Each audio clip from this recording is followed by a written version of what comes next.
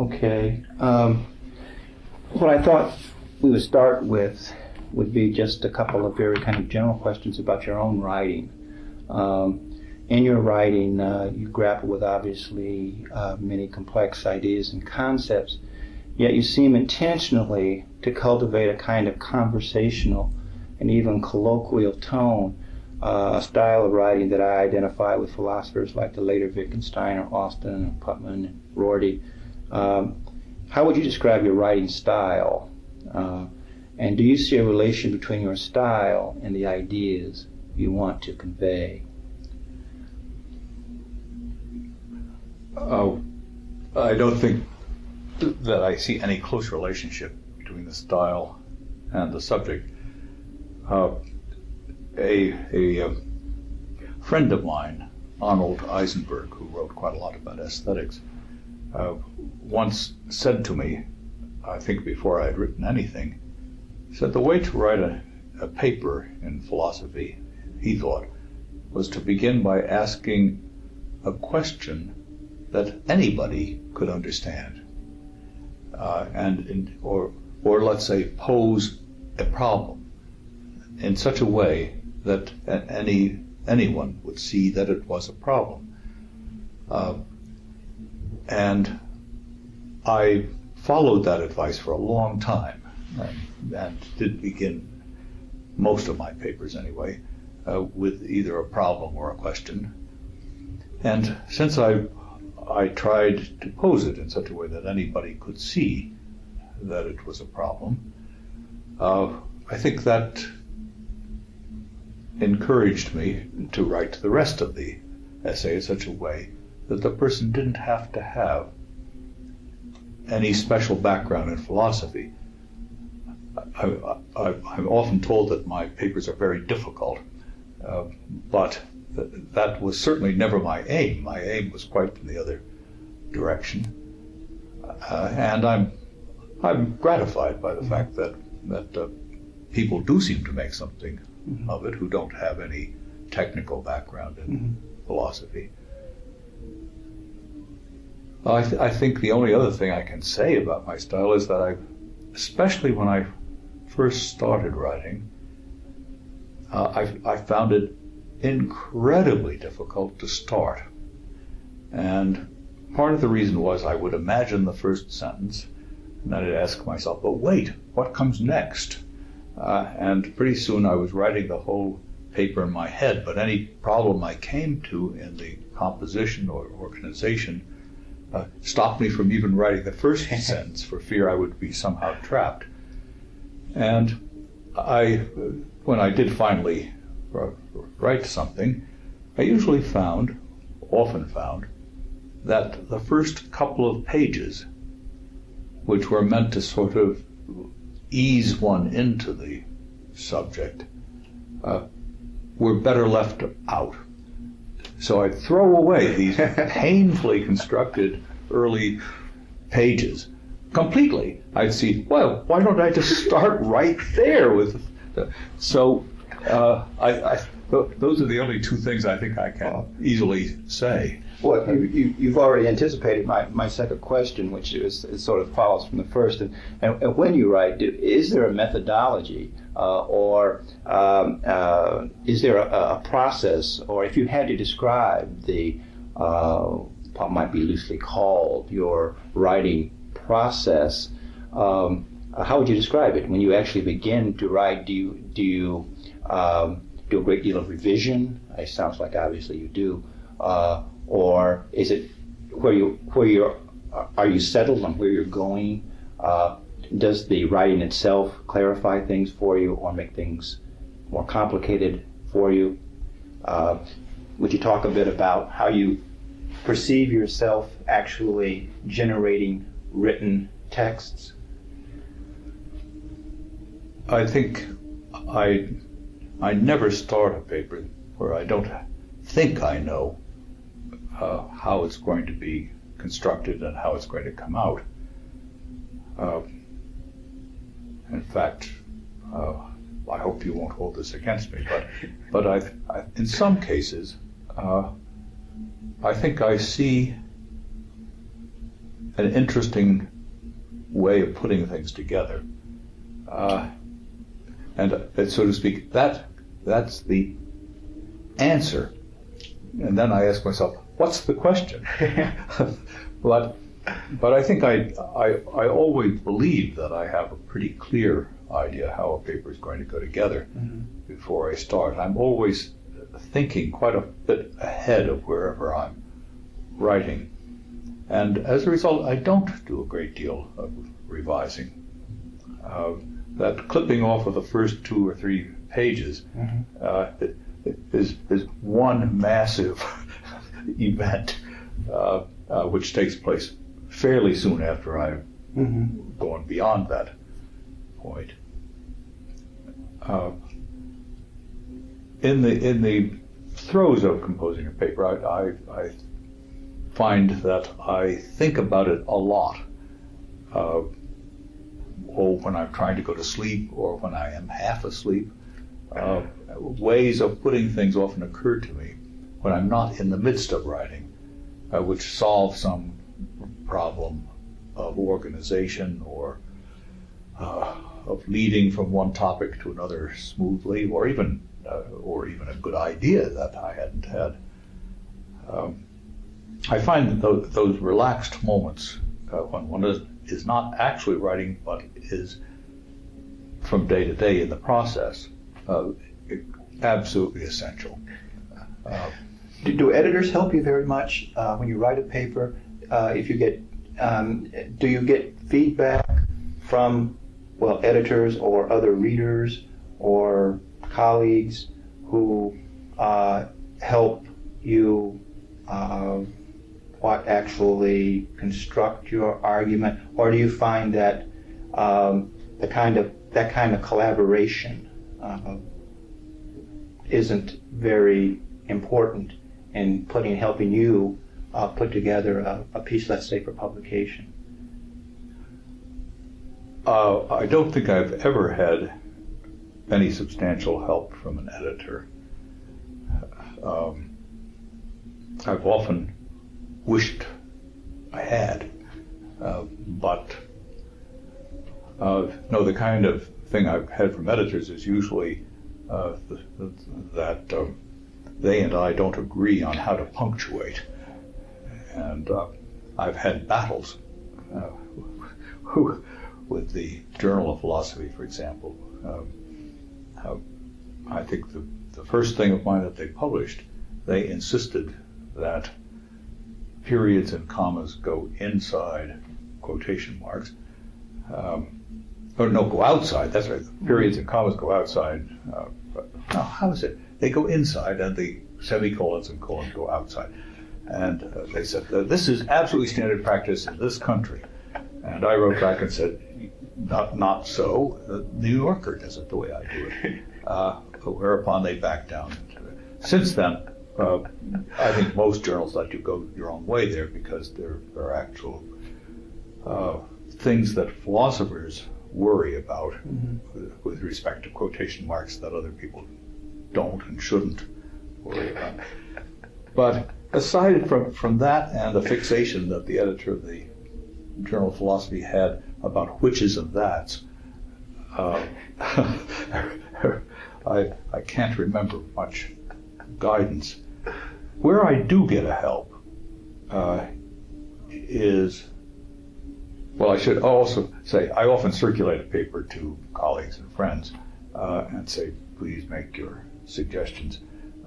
And they never do. But let's say the suggestions come years later after the paper's been published and so forth. But where I do get a lot of help is from reading my papers out loud to audiences. There, I think it always happens that I get good ideas about what's difficult, what could be phrased in a better way. Why do you think that is? Because in speaking is more open-ended, dialogic. There's an exchange, a give and take that you can't get in writing. but that somehow that interchange allows you to firm up the language in written discourse. Because when you read, I mean, you're reading from a paper, but do you imagine it to be a speech activity rather than a written kind of textual activity, as reading a book or? Well, they're two different things. Often I lecture, not reading a paper, but either with or without notes, often without notes. And then I'm actually constructing something which ultimately I will write down. Mm-hmm. And it's a big help to me to formulate it over and over again, and in the context of a live audience where I can often tell whether they're following or not, whether they're having difficulties. But even reading a paper already written, you get instant feedback. Mm-hmm. And that feedback is extremely valuable because you see what it is that troubles people, and you will see that there are difficulties you can anticipate in the paper that you wouldn't have otherwise. Once you've wrapped up in writing a paper, things that may seem obviously wrong to other people, or at least seem as though you're taking something for granted that they wouldn't want to mm-hmm. take for granted, then you're caught up on those points when you read the paper, and you see, yes, I better change something there, add something, go slower at this point, cut that out. So it's the feedback is something like a conversation, but mm-hmm. it's not the same thing. Mm-hmm. Nevertheless, it has some of the same effect. You modify what you've already done. So those are genuine sources of mm-hmm. help. Those are helpful comments. Changing the subject a bit, but still sort of in the autobiographical mode or here, in order to sort of help our readers better position your work in relation to other important contemporary philosophers, how would you describe your philosophical genealogy? That is, who are the thinkers who have influenced you? Who looms large in your own history? Well, as an undergraduate, I was first an English major, and then went into essentially comparative literature. And what I was interested in was history of ideas. I did a lot of philosophy, but by the time I finished, I was in a combined field of classics and philosophy. So I covered a lot of different topics in those 4 years. In my second year, Whitehead was teaching for the last time at Harvard. So I took both his undergraduate course and his graduate seminar, thinking I mustn't miss the great man. And he encouraged me, both by his personality and his writing, but also personally. And he encouraged me in a way of thinking which was very congenial to me. Putting it very roughly, you might say the idea was you can learn from great figures of all sorts, literary and philosophical. And the question of agreeing or disagreeing is subordinate to the question of getting an insight into various ways of looking at things. So I didn't think of philosophy as a subject where you tried to get it right. I thought of it rather as a lot of interesting ideas, all of which you should take in as far as you could. So I'd say Whitehead had quite an influence on me, not one that I now think of as having been altogether good. I think it's too bad I didn't sooner grasp the idea that you could be interested in the correctness of ideas. So the person who roused me from my undogmatic slumbers was Quine. He was just starting his teaching career, and I felt as if I'd discovered a new subject, really, when I came under his influence. And I was fascinated by mathematical logic and logical positivism, which he was discussing and criticizing. But then I went into the Navy, and there was a big hiatus. And when I came back, I did my dissertation, and I felt I didn't know enough of the sort of thing that Quine was doing to write on that. So I wrote on something I had already started, namely on Plato's Philebus. And I went off to teach. And it was, I pretty soon, that is about 1951, was hired by Stanford. And during the time I was there, I taught almost every course that appears in a catalog of a large university in philosophy. And so I worked up one subject after another: philosophy of language, ancient philosophy, medieval philosophy, modern philosophy, epistemology, ethics, and started formulating ideas in all these areas. But in the philosophy of language, I found myself going back and reading Quine with a new eye as I was teaching. And he slowly became more and more a guiding figure in my thinking. So he, so to speak, entered my life twice over, and has never departed. We've always been friends, but I'd say my intellectual debt to him is greater than to anybody else. Mm-hmm.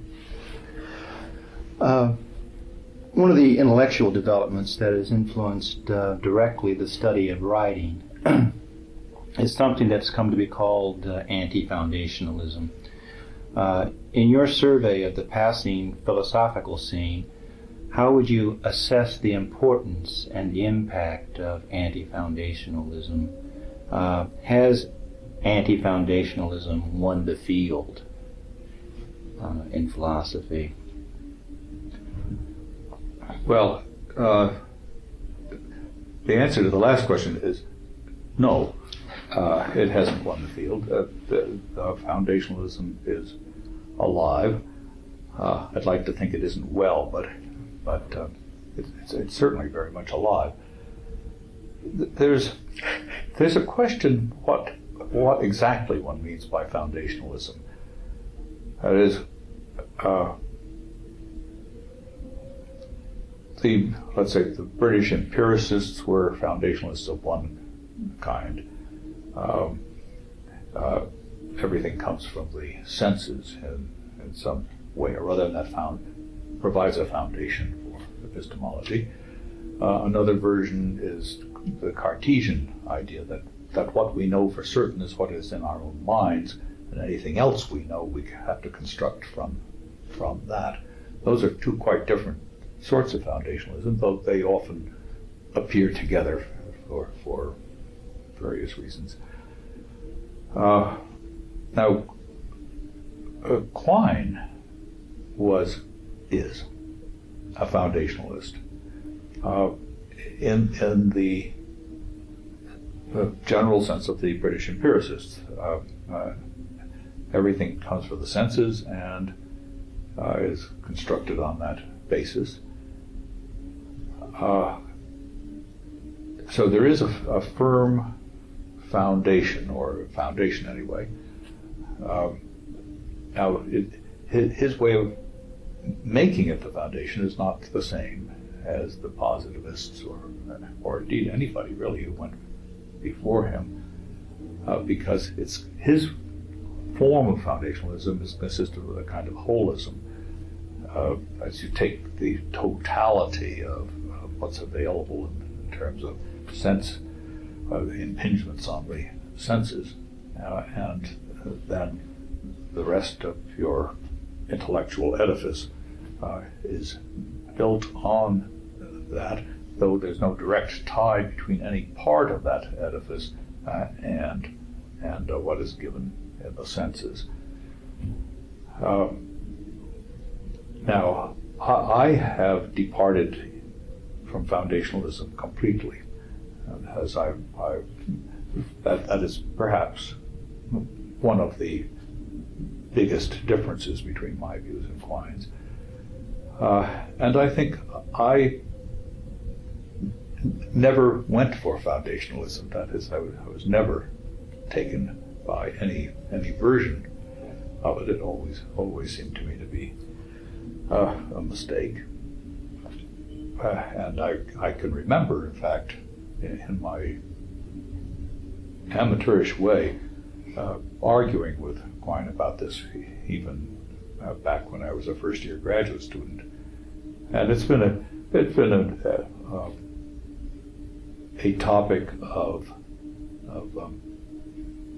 pleasant debate between us over the years. In terms of large conceptual categories, your work has been tagged with the label externalism in opposition to internalism.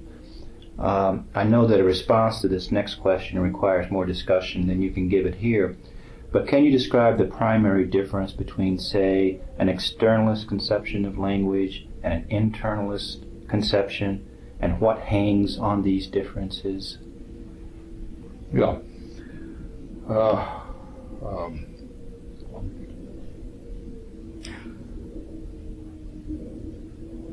The internalist says that the contents of our thoughts, our beliefs, our desires, our intentions, and even what we mean by what we say, is determined wholly by what is in the head.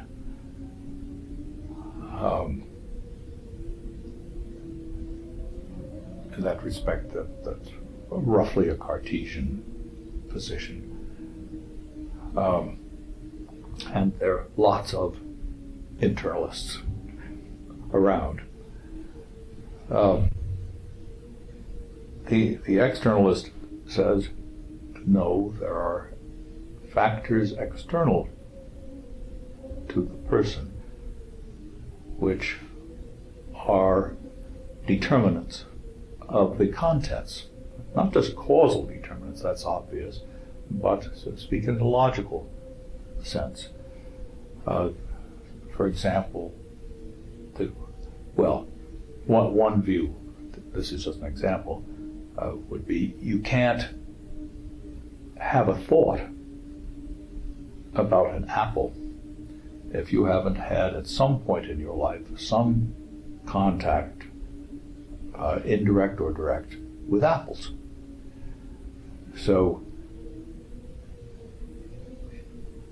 that has to do with your history and something that was outside of you that makes some difference to what you can think or what you actually are thinking at a given moment. Now beyond that, externalism takes a number of forms. And Hilary Putnam and Saul Kripke were perhaps the first people to enunciate a version of externalism, something like what I just explained, not accurate, but I think a lot of people, even outside of philosophy, are familiar with Putnam's twin earth examples. And so that's one form of externalism. Another form of externalism, which is recently been popularized by Tyler Burge, and which has something in common with an element that people find in Wittgenstein, is that it makes a difference to what I think or what I mean by my words, what other people mean by those same words.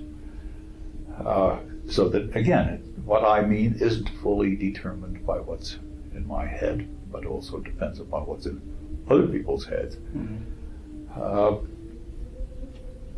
Now, neither of those is quite my form of externalism, though the first one is closer. And I sometimes call that perceptual externalism or something of that sort.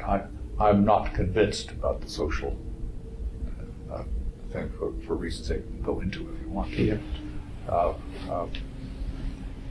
And I don't limit the extent to which the contents of our thoughts are fixed by external objects to just proper names on the one hand, which is what Kripke has emphasized, or sortal or natural kind concepts, which is what both Kripke and Putnam have emphasized. I think it just holds for everything. That is, there are connections everywhere between the world and the contents of our thoughts. And it's not limited to a few words, but it's true of a very large number of them. So I'm a sort of all-out externalist when it comes to that. We will get back to some of these questions, sure. I think, and you can elaborate more sure. on your yeah. particular version. Yeah. And it's really important. I think that is... When you're all finished, you may want to shorten some of these preliminary remarks. Oh, no. This is just wonderful. You're saying exactly what I think needs to be said, and it's perfect. Not only that, you are anticipating some of the some questions that will be coming up, and you'll have a further opportunity to talk about some of these things because they're so incredibly interesting. As you were talking, your notion of metaphor popped in my head. I don't have that down as one of my questions, but I'd like to come because that's kind of the hinge in some ways, some of these issues. Some of the terminology, some of your terminology is now beginning to appear in both the areas of rhetorical and literary theory. I would like to ask you to discuss a few important concepts, such as your notion of radical interpretation. At least in part, you mean by radical interpretation the act of interpreting utterances from scratch. And this activity, the way I understand it, cannot be reduced to a person's intentions or illocutionary performances, as these performances embody an intention such as a promise or request and so forth. Now, am I right to understand your formulation of radical interpretation to be a critique of someone like Searle, who grounds a theory of meaning, speech acts, in a conception of intentionality? No, I don't think that's quite the right way to put it. There's a big difference between my general approach and Searle's, but I don't think the difference lies in the importance that we give to the notion of intention. The biggest difference is that Searle is an internalist, and he thinks the question what one means by what one says and what one thinks and so forth is absolutely independent of any of these external things. So of course, I always have to say it's not independent in a causal sense. Of course, things that happen outside of us cause us to think what we do and so forth. No, look, radical interpretation is a way of studying interpretation by purifying the situation in an artificial way. That is, by imagining somebody who's trying to understand somebody else who doesn't have a head start. There's no translator around.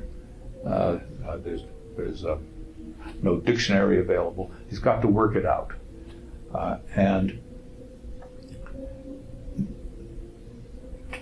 it would beg the question in trying to study the pure nature, so to speak, of understanding interpretation, to assume that one knows in advance what a person's intentions, beliefs, and desires are.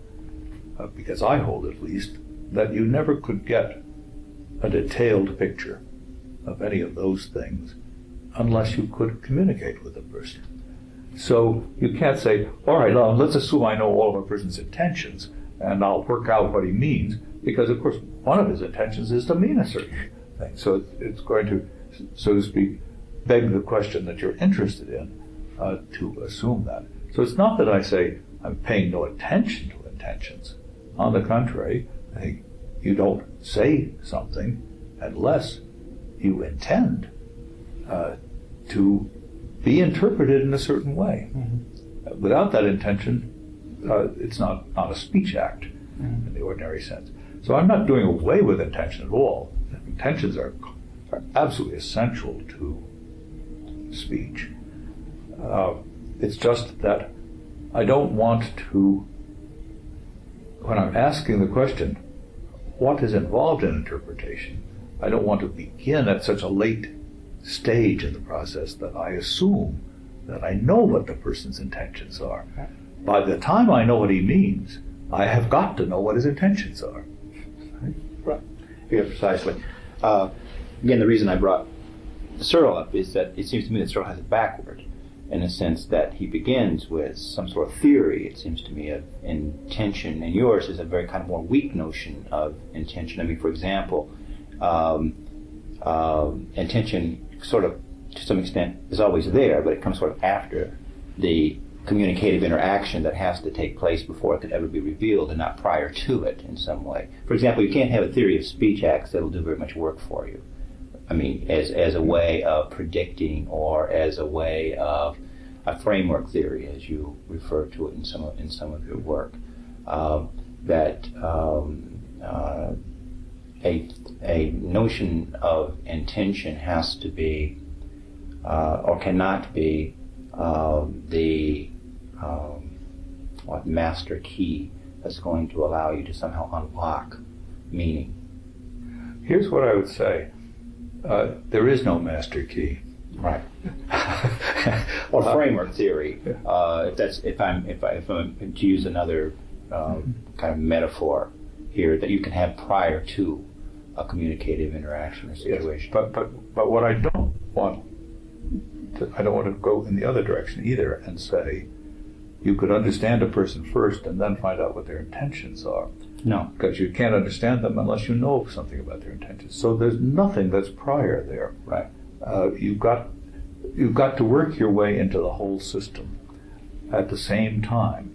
And whatever you guess correctly or hypothesize correctly about the intentions, you will then use to understand what's said. Whatever you understand about what's said, you will feed back to clarify or make more precise your view of the intentions. And this is a process in which nothing comes first. Mm-hmm. Right. And that's the key to the meaning holism. Yeah. Right, exactly. Good. And your formulation of communicative interaction, that's what I'm calling it, this meaning holism, this whole thing that you're describing. You employ what you've termed the principle of charity. What do you mean by this idea? Is it correct to say that radical interpretation relies on the principle of charity? What's the reciprocity there?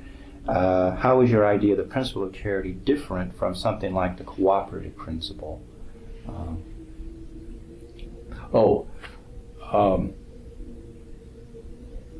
Well, maybe I'm not absolutely clear what the cooperative principle is supposed to be. That's the Gricean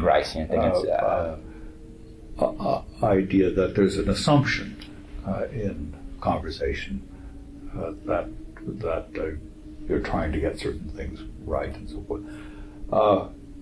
It might be remotely connected, but the basic idea about charity is this.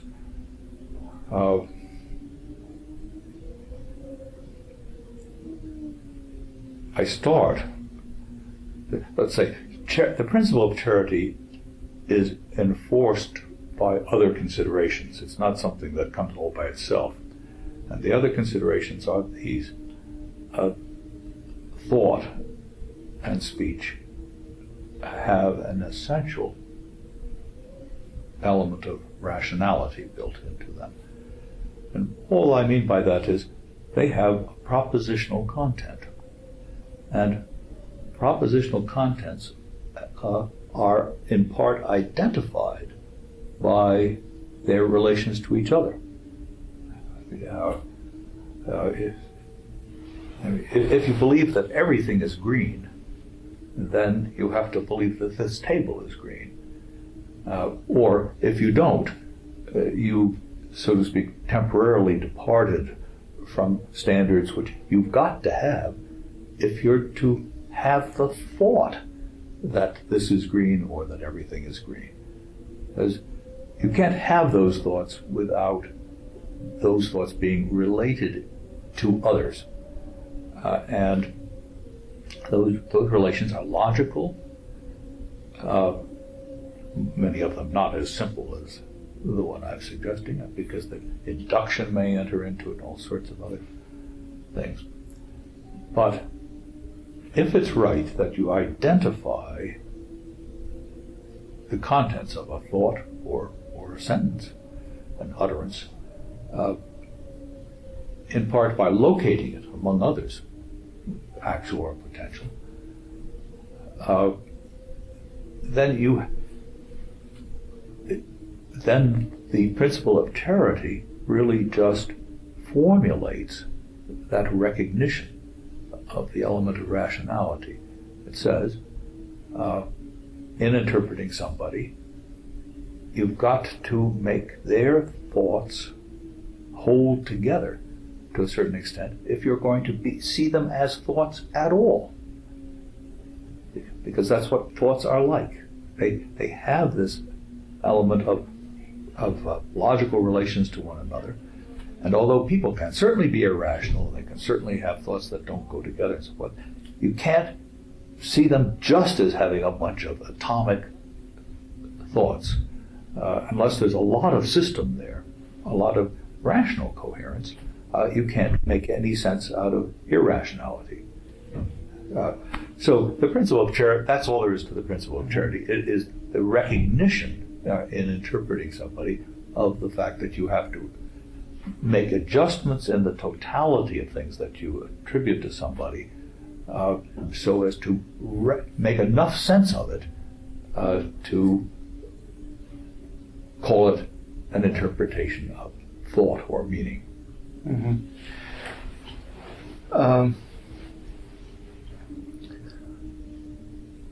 I think I wanted to make more out of it than that.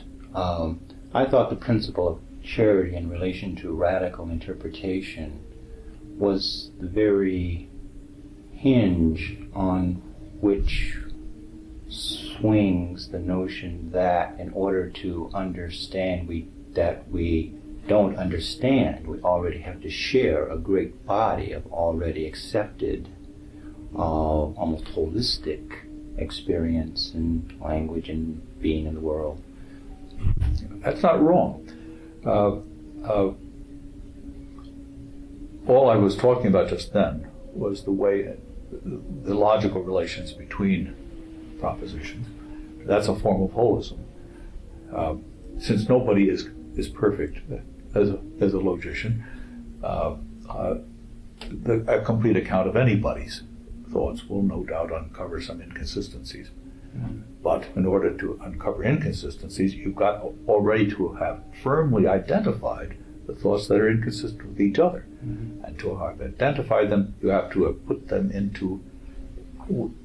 embedded them in a complex of other thoughts with which they do fit together. Mm-hmm. Because otherwise, you have no way of identifying them as what they are. So I'm not disagreeing with you about that, but I didn't mention the other aspect of charity, which is how thoughts are related to the world. And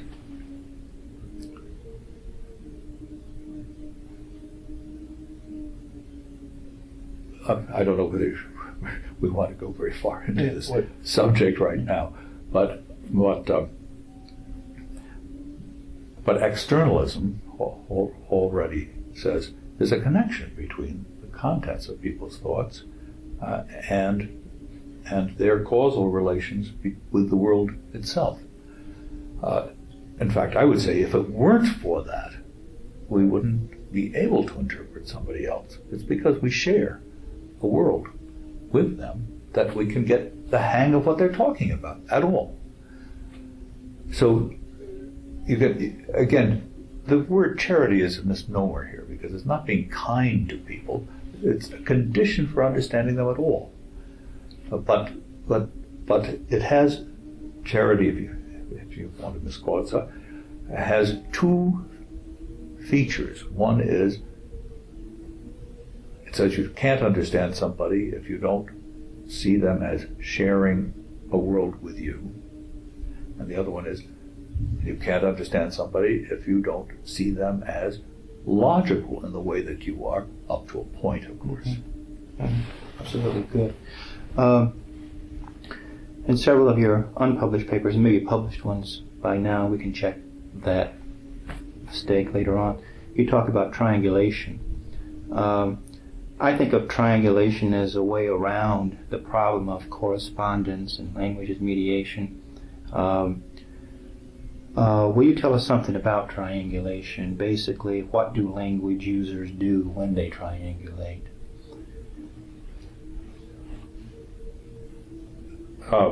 The idea of triangulation is partly metaphorical, but not wholly.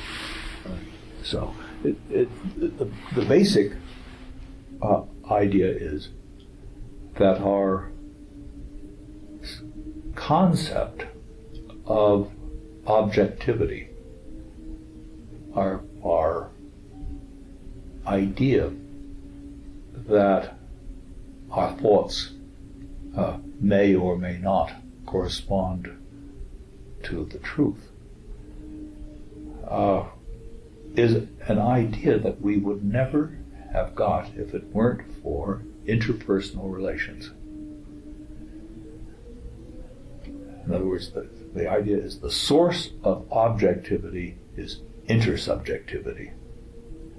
And the triangle is just one that consists of two people and a world. And part of the idea, anyway, is this. If you were alone in the world, that is, not in communication with anybody else, the same things would be impinging on you, coming in through your senses. You would react in differential ways. Things that were harmful, you would learn to avoid and discriminate, and things that pleased you, learn to find, and so forth. But if you were to say, what are the contents of your thoughts, there would be no way to settle the question. Now here's where the metaphor comes in.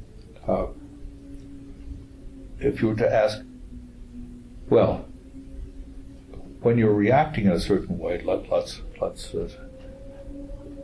say to some pleasant taste, what is it that pleases you? Well, we would say it's the peach but the person who has no one to share his thoughts with, on what grounds would you say it's the peach that pleases him rather than the taste of the peach or the stimulation of his taste buds, or for that matter something that happened 1,000 years ago which set all these forces in motion which eventually impinged on his taste buds? How far out are the objects that he's responding to? No answer to that question at all. There's nothing for him to check up on, so to speak, to even raise the question, much less to answer it. So the idea of triangulation is if you get two people reacting to stimuli in the world and to each other, that is, to each other's reactions to the stimuli, you've completed a triangle which locates the common stimulus. It doesn't locate it in one person's mouth. It doesn't locate it in one person's eyes. It doesn't locate it 5,000 years ago. It locates it just at the distance of the shared stimulus, which causes each of the two creatures to react in a way that each of them can react to. That is, they're reacting to each other's reactions to something that they both react to. So it's a way of saying why it is that communication is essential to the concept of an objective world. Incidentally, it is in some of my published things, but perhaps the most important statement of it is in a paper which is just about to come out called The Second Person. Right now, I have a copy of that from the Institute. Well, and that's where that came from, and I think you're absolutely right. But at the same time, I tell you, I'm a mess with. Well, you've got two things going? Yeah, two. I was told to make sure that for a backup situation, and so. But they shouldn't go at the same time. No, they shouldn't. As a matter of fact, if I was told to stagger one, to start one a little bit sooner than the other, so that the conversation will continue on the other one as well. We're talking about triangulation in relation to this problem of objectivity. Well, let's go on, because that for me is the break that you make, it seems to me, with a lot of internalist philosophers. And I like that idea of triangulation, it seems to me, very much, because you have to flip a switch to see it. But once you start seeing things in terms of triangulation, you're not bothered anymore. Or at least it is not so bothersome worrying about these problems of representation, correspondence, and those kinds of issues that seem to trouble so many people. Yeah. Finally, will you distinguish between what you call a prior theory and a passing theory? In addition, would you say something about the use of, or your use of, the term theory? Yeah.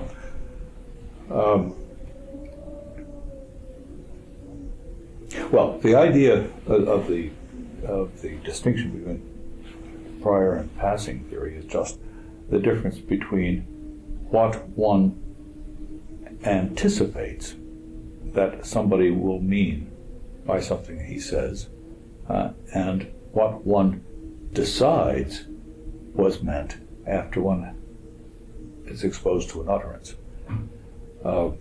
Whenever you talk to somebody, you have an unformulated theory about what he would mean if he were to utter certain words. Let's say, in many cases, roughly what you yourself would mean if you were to utter those same words. But plenty of things tip you off when actual utterances come. That is not the right interpretation. They don't mean what you would have meant. They don't necessarily mean what they've meant in the past. And you can discover this. It might just be a slip of the tongue, or it might be a clever invention on the spur of the moment. It might be a joke. There are 1,000 possibilities, many of which we are so good at catching that we don't even notice we're doing it. Now, why call it a theory? Well,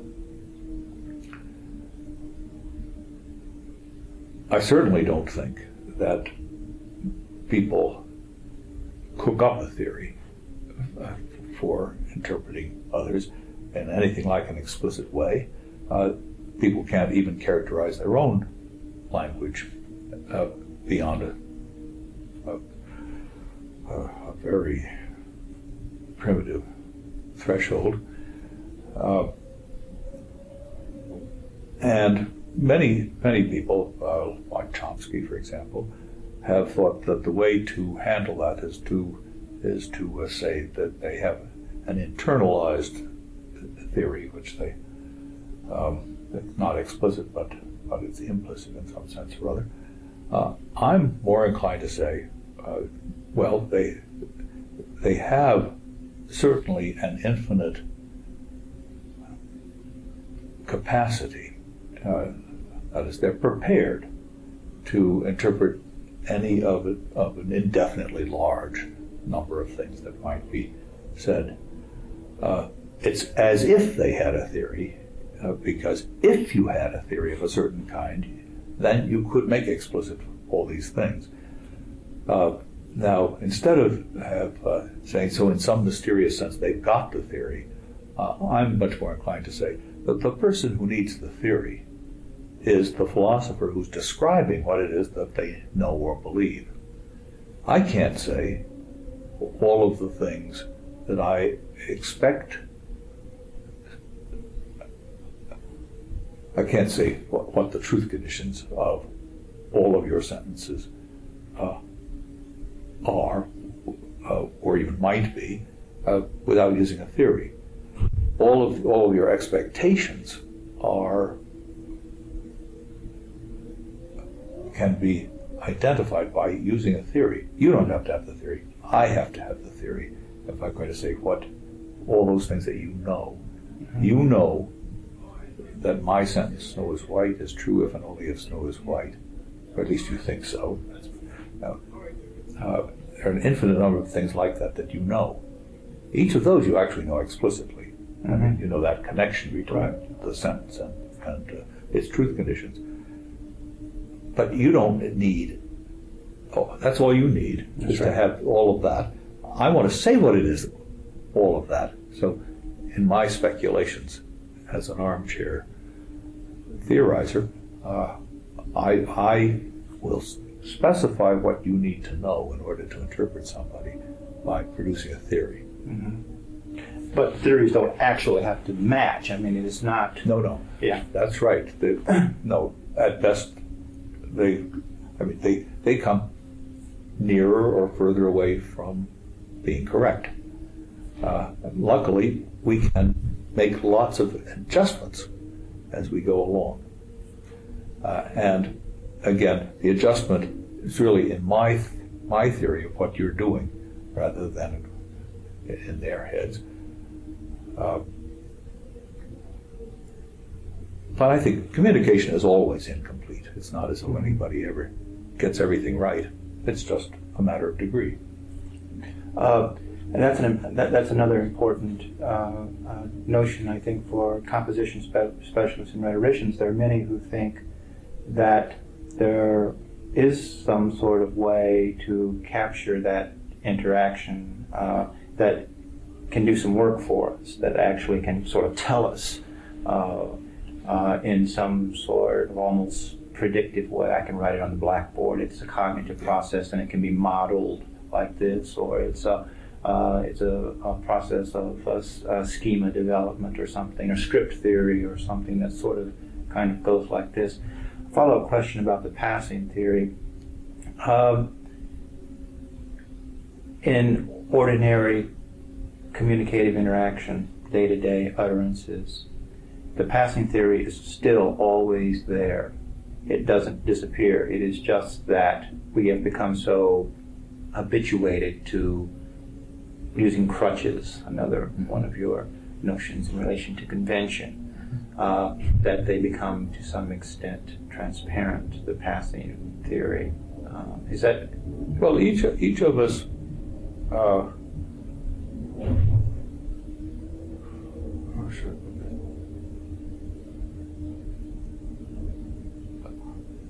unless something happens to interfere with the assumption, we suppose that we share an enormous amount of linguistic lore.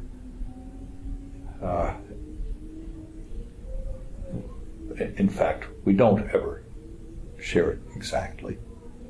Each of us has got his own ideas, and each of us adjusts even how he speaks according to the audience. We have ideas anyway about what words somebody else is apt to understand, or what concepts they're apt to control.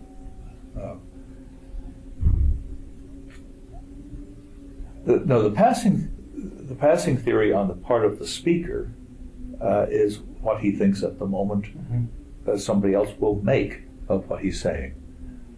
The passing theory on the part of the interpreter is his best bet as to how to understand the person. Let me tell you why I was pressing the point.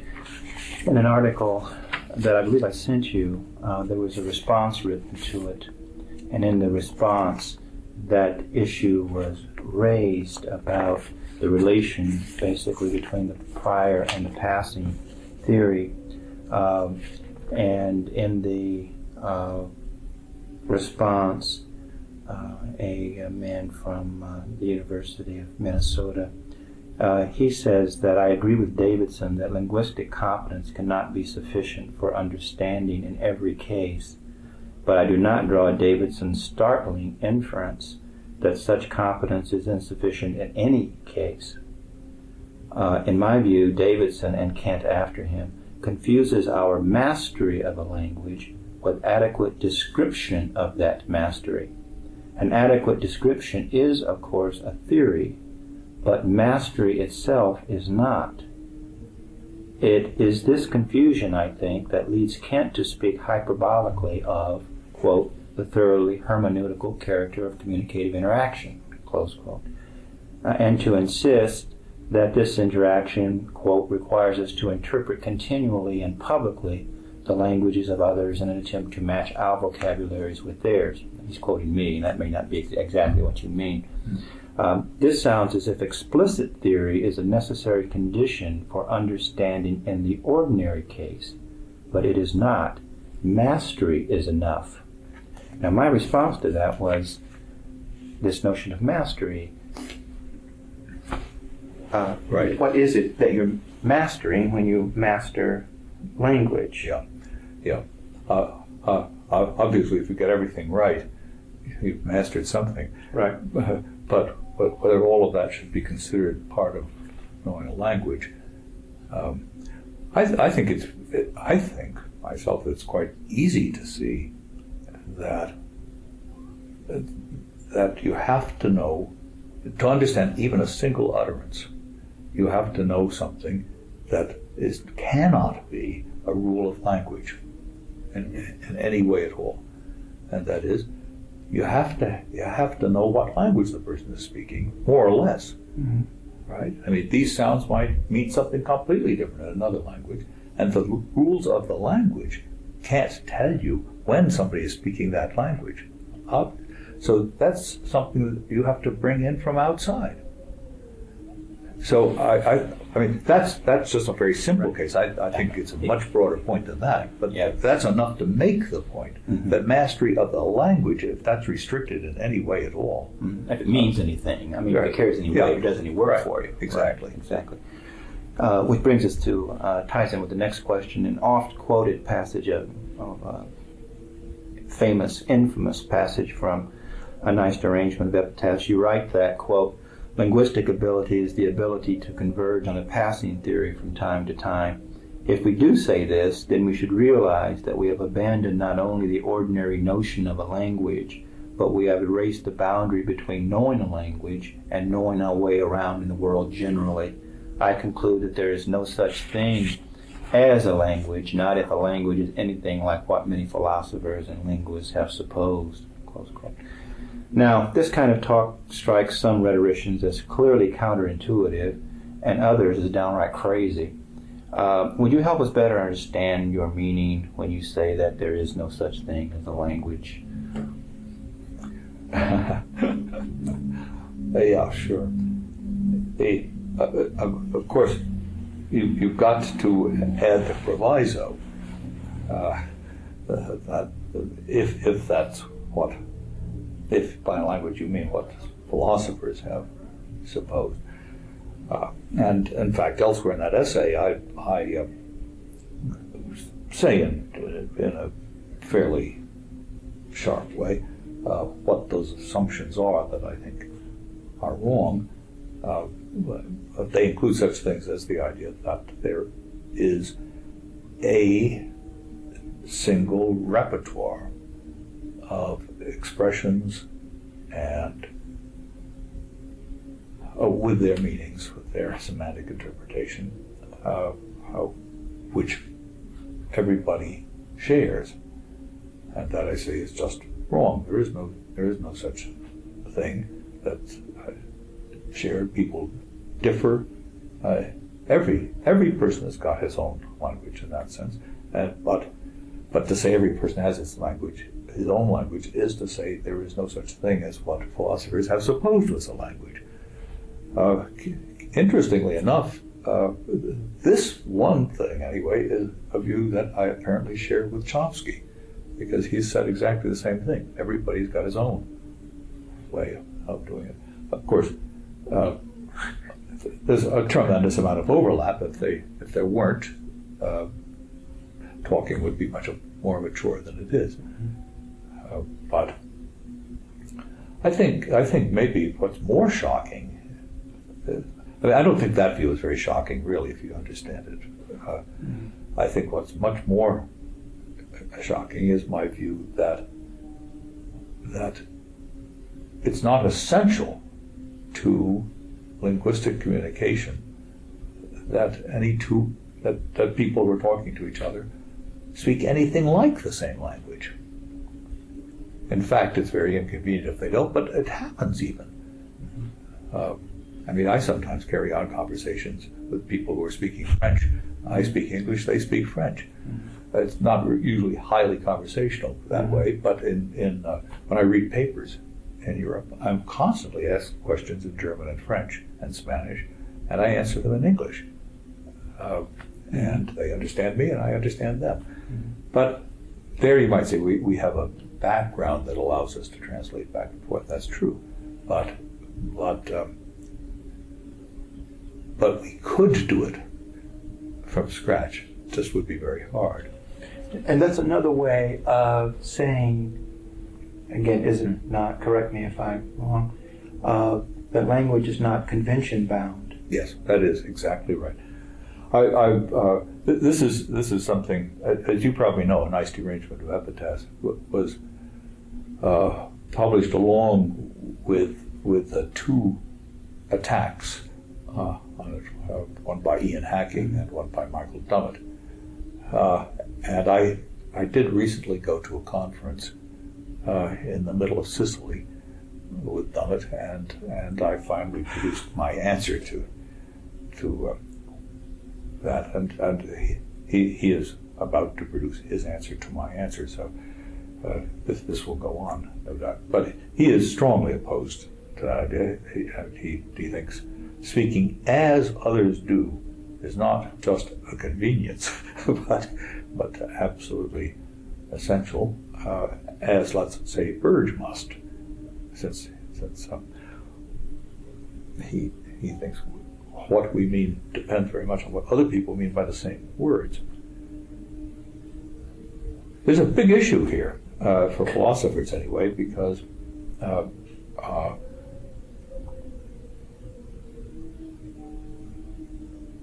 we're on the edge of Wittgenstein's private language discussion.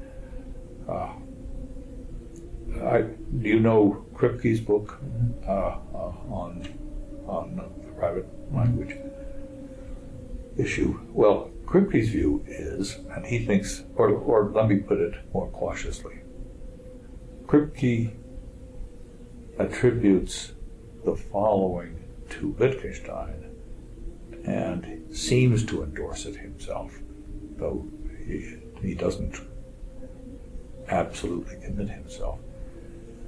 And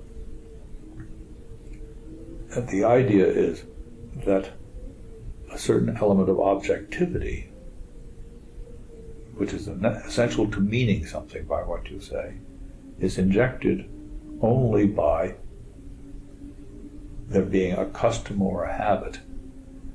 So the question whether you, for example, are meaning the same thing from moment to moment by some given word depends upon whether I use that word in a certain way. And in fact, it's only that confluence or convergence on a usage or custom or habit that provides an objective test of whether somebody is going on in the same way or not. Now, I can't appeal to that notion. In fact, you might say my doctrine of triangulation is an alternative account which doesn't depend upon people doing the same thing. Mm-hmm. Well, what would such a thing look like? Anyway, how would you be able to account for that by assuming that that kind of activity was conventional in some way? I mean, that's what stumps me in those claims, and it comes up quite often in different areas. For example, it seems to me that it comes up in different areas. Well, maybe you can pick up on that. In the discipline of composition and rhetoric, we are fond of saying that knowledge is socially constructed. Following Kuhn, or what they imagine to be Kuhn's position, some rhetoricians desire to push this claim, which seems fairly benign to me, in order to argue the more forceful case that knowledge is communal, in the sense that knowledge can be recognized as knowledge only within a community that shares a common discourse.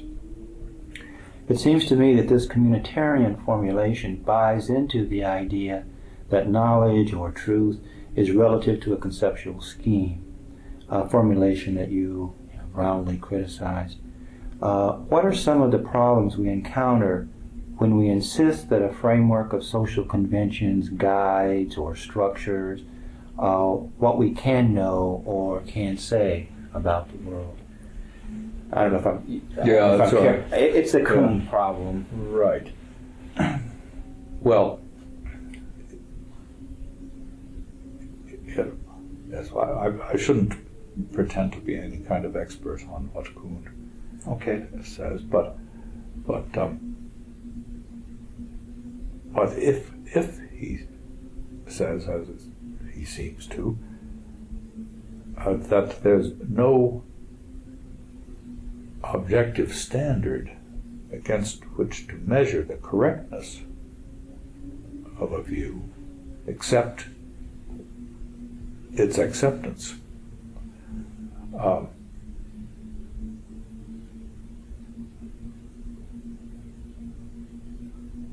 That seems to me to have all of the obvious flaws of various kinds of relativism about truth and the like. And,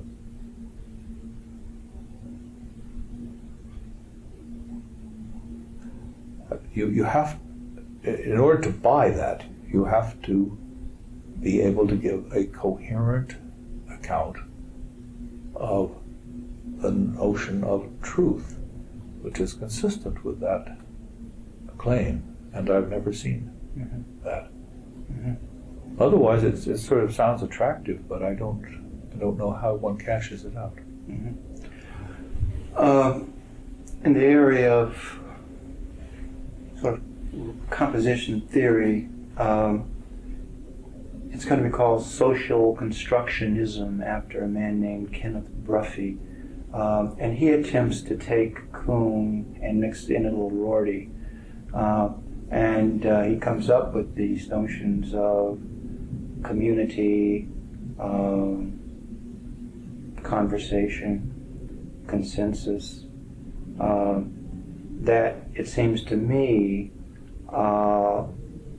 constitutes a kind of conceptual scheme to which everything else must be relative to. Right. Sure. And that was the thrust of the question. It seems to me that, and that account is seen to be a break with cognitivism, with notions of the internalist notions that things occur in the head. But I've been arguing that it seems to me that this is not a break at all, but it's just simply a displacement of the same old Cartesian problem, that you still have, instead of meaning, truth, belief being relative to mental categories or something, you have them relative to a conceptual, communal scheme of one kind or another. And therefore, you run into exactly the old Cartesian problems of skepticism and relativism and all the claims. And there's no way, if you buy into that, I agree with Rorty, that if you do accept that position, there's really no way to refute anyone, because you have to accept all those presuppositions from the get-go. Does that make sense? Yeah, it seems to me that it can be more complicated than that. I also think that there is a social, an irreducibly social element in determining what it is that we mean. And of course, what we mean, so how truth applies, what the truth conditions of an utterance are, depends on what it means. So, I mean, the triangulation idea, after all, brings in a social element, but it doesn't say that something is right if it coheres with what everybody else is saying at the moment or something like that. Kind. It's not relativistic at all. Right. It doesn't lead to a relativistic idea of truth. Right. That's the thing which it seems to me every time anybody tries to formulate it, they just get into the most obvious kind of trouble.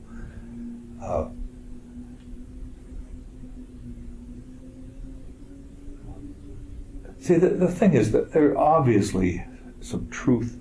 There are things that you can say that are true, that are in Kuhn, for example. As time goes on, what we mean by certain words changes. And therefore, a sentence that might have been true at one time is no longer true because it doesn't mean what it meant before. Now, that change in meaning is a social change. It has to do with the development of theory and belief and all sorts of things of that kind. That's correct, it seems to me. But of course, that's not relativism about truth at all. Right. Yeah. Yeah. I see your point exactly. Or I think I see exactly what you're saying. But for me, it's trying to. And again, this says something about the nature of thought or something. But to encourage people to flip that switch, to see these problems in terms of triangulation, let's say.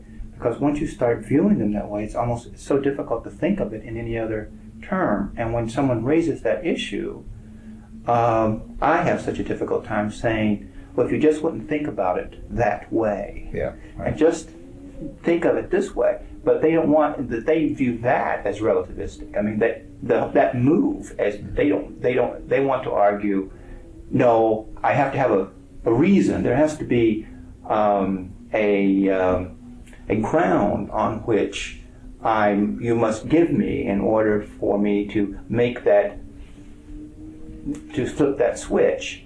And my response very often is, well, it will allow you to do all the things that you want to do without all of these problems. And that sounds so pragmatic, and to people that they don't want to deal with it on that level. They want a theory for why doing it this way is sort of better. The triangulation route is better than doing it the sort of representational, mediational route, that there's somehow a split and there's an outside and an inside, and there's something that hangs between, mediates and shapes and so on and so forth. And it may be that we are maybe a historical problem, that we have become just so culturally conditioned to think of the world in that way, that it's going to take more than an argument or something to move. But once that switch is flipped, in my own personal experience, it has made a significant difference in handling problems that I thought were incredibly significant. And it's not that, well, that's probably wrong. The problems are still significant, but they don't carry as much force as they did previously. Now I don't know why they worry me so, in other words, in some ways, in thinking of things in terms of things like triangulation. Again, changing the subject a bit here, and perhaps not so much. I mentioned this problem of history, and so did you in your use of Kuhn, or your response to my question about Kuhn. How do you see your work in relation to social issues, such as institutional power, authority, even ethnocentrism, or the problems of ethnocentrism, communities, and so on and so forth? Stated a bit differently, do you see political or ideological implications embedded in your conceptions of belief and truth? It's not something I would want to push, but I do think, first of all, that the rejection of certain kinds of relativism does make a difference to how we deal with people from different cultures, backgrounds, and periods. And instead of thinking of these as sort of blocks that are fixed in one way or another, if we think of them as just variants, which we understand in terms of what we share and or see ourselves as sharing, then understanding other cultures and so forth is no different from understanding our next door neighbor, except in degree. There's not a difference of kind, which it seems to me is often assumed in discussions of relativism. In both cases, so to speak, the principle of charity is essential to yielding the best interpretation. And there's no, but the strain on using it is greater. The more different we perceive people as being. So that there we may think what's required is an entirely different kind of act, namely some leap of the imagination of some sort. Now that's a rather common idea. I think it's a dangerous idea because it leads us away from simply accommodating somebody else's worldview, their way they see things and feel about them and so forth, accommodating it within our own as far as we can. If we think of there being some magical leap of the imagination, we're no longer calling on ourselves to discover the common ground on the basis of which we can make whatever sense we can make. So I think that's pretty broad. I mean, I don't think that it calls for a resolution by the United Nations. But it does have implications for ethnocentrism, it seems to me, being guided by our own lights. And again, yeah, you can see. But I'm going to ask you in a few minutes about how you distinguish or how you see your work from Dick Rorty's in some ways. Yeah. And but it seems to me that is an important difference for me from reading, and certainly some of the criticisms that have been leveled against Rorty's work, taking on the ethnocentric tack.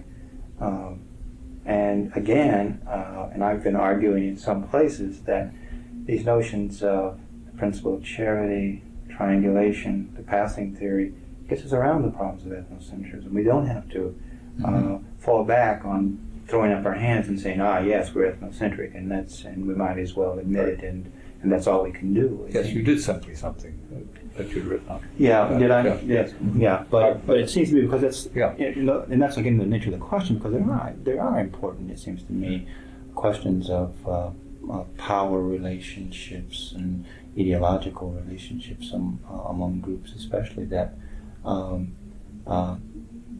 derive, I believe, from the notion of communicative interaction and language that you. There's an issue that has always been a lively one in philosophy and has taken on a new life to some extent in recent years, which is certainly connected with this, and that has to do with the question of the objectivity or not of values. And it's interesting in a way that this dispute about whether values are either relative or just plain subjective in some sense, or whether there is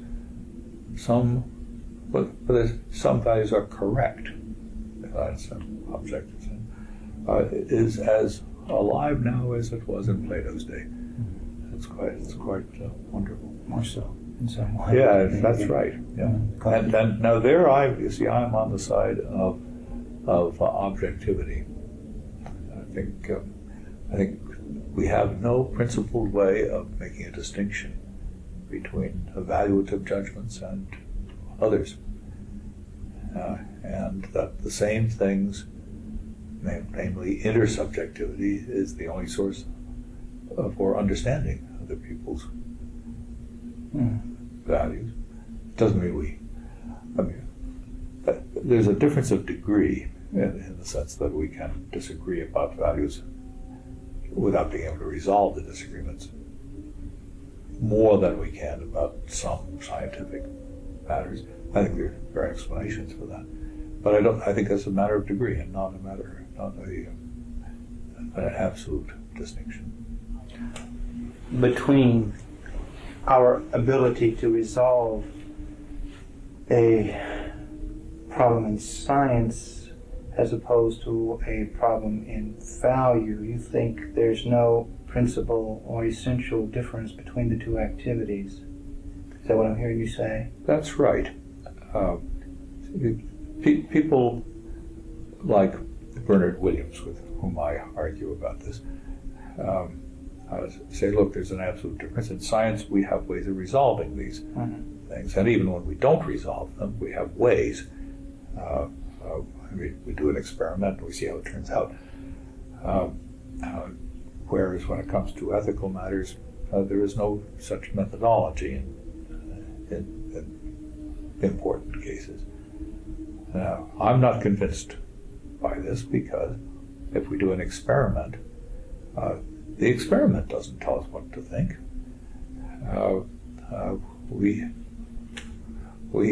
We decide what to think. I mean, it's foundationalism again. The foundationalist thinks sense data are going to decide the thing. There's certain of our beliefs which are tied so directly to sensation that they were forced, so to speak. But I don't think that's right. I mean,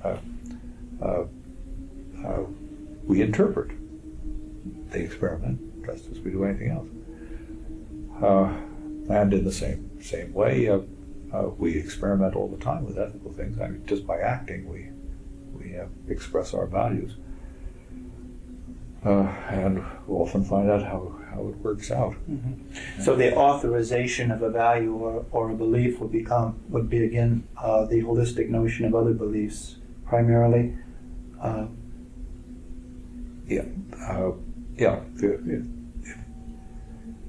This is a pretty long story to get into in any depth, but let's say I view our first of all, there's a very close connection between what we actually value and our value judgments, and our value judgments are not different in kind from our factual judgments. There's no principled distinction to be made. Or no distinction that makes a distinction. I mean, finally, Well, there's not a distinction that allows us to say in one case that Exactly. truth has an application and in the other case it doesn't. It doesn't, right? Yeah. I've been asked to put this question because this question is being asked to all of the people who have been interviewed so far, and my understanding is that there may be a work and development that tries to bring together responses to this same question. And here's the question related to some of these issues of value, especially. How might a feminist employ your work? For example, how might your conception of language contribute to a feminist critique of political issues or social institutions? I don't know. That's fair. It's a tough question. I mean, it's not that I don't have any views about feminism, but I don't see that my philosophical views have any special bearing on it, except insofar as the principle of charity has application here as elsewhere. You would not say then, for example, that there's women's language as opposed to a men's language, a language that is so somehow marked by gender that it is difficult to conceptualize in one language, or it's that the language itself somehow makes it difficult for communication to actually occur. A woman's way of writing, let's say, as opposed to a masculine way of writing. Well, I certainly think that some people have concepts that other people don't. That just means that there are classifications that they have at their disposal and words that reflect that. Just as, let's say, a chemist has got concepts that I don't have.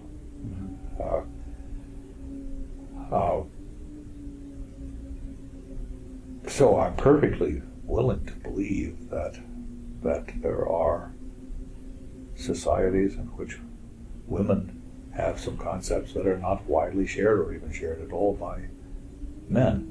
I mean, we know that there are cultures in which women speak a different language, but I take it that's not really the basic idea, since a different language can or can't be translated. But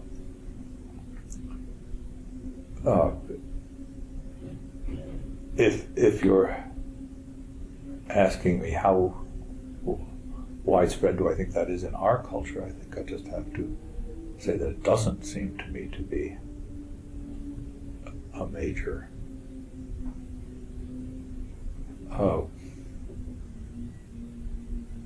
barrier to communication between the sexes. I think the real barriers are economic and political questions of power, fairness in hiring and all that sort of thing. What relation do you see between your philosophy of language, your view of, I hesitate even to use that term language anymore, because it seems so reductive. I mean, it's used in such, I think, a different way by you when you think of the analytic tradition. And it seems to me that you, even with Quine, that you've broken. From my point of view, I thought Quine, after sort of Austin, as Austin and then kind of Quine, well, we can never do business the same, but the store is sort of being closed with you in some ways. I mean, because they hold this conception of the analytic tradition I think, really has shifted in thinking of these problems in terms that you present them. Well, anyway, whatever you want to call it, your philosophy of language. What do you see as the relation between that and writing instruction, an old English major, or for that matter, the teaching of philosophy?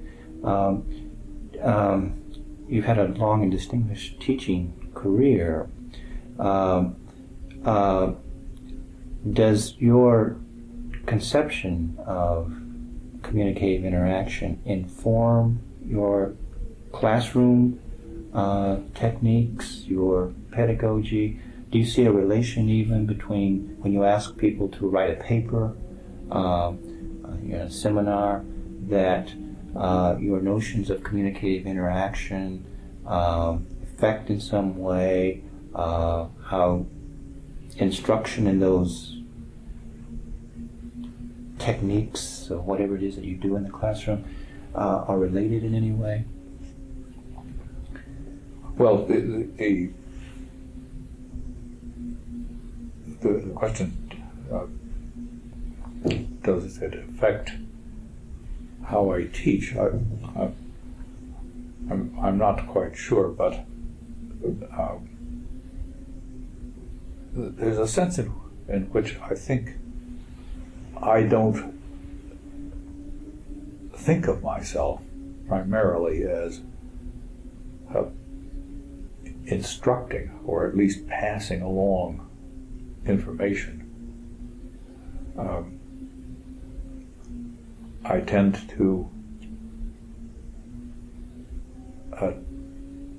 tell students what I think, and I try to tell them in such a way that they feel absolutely free to disagree with me. And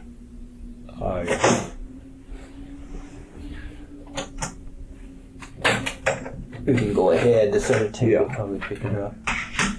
And I simply welcome any live exchanges, which I prize over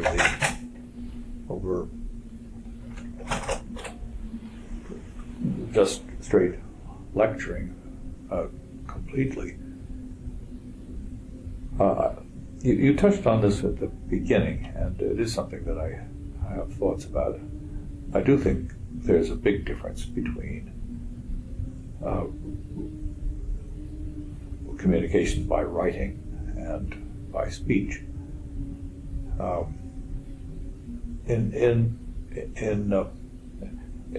In what I think of as the best kind of teaching, this difference comes very much to the fore, as it seems to me that, especially with respect to the big words that philosophers are fond of, like truth and good and right and so forth, or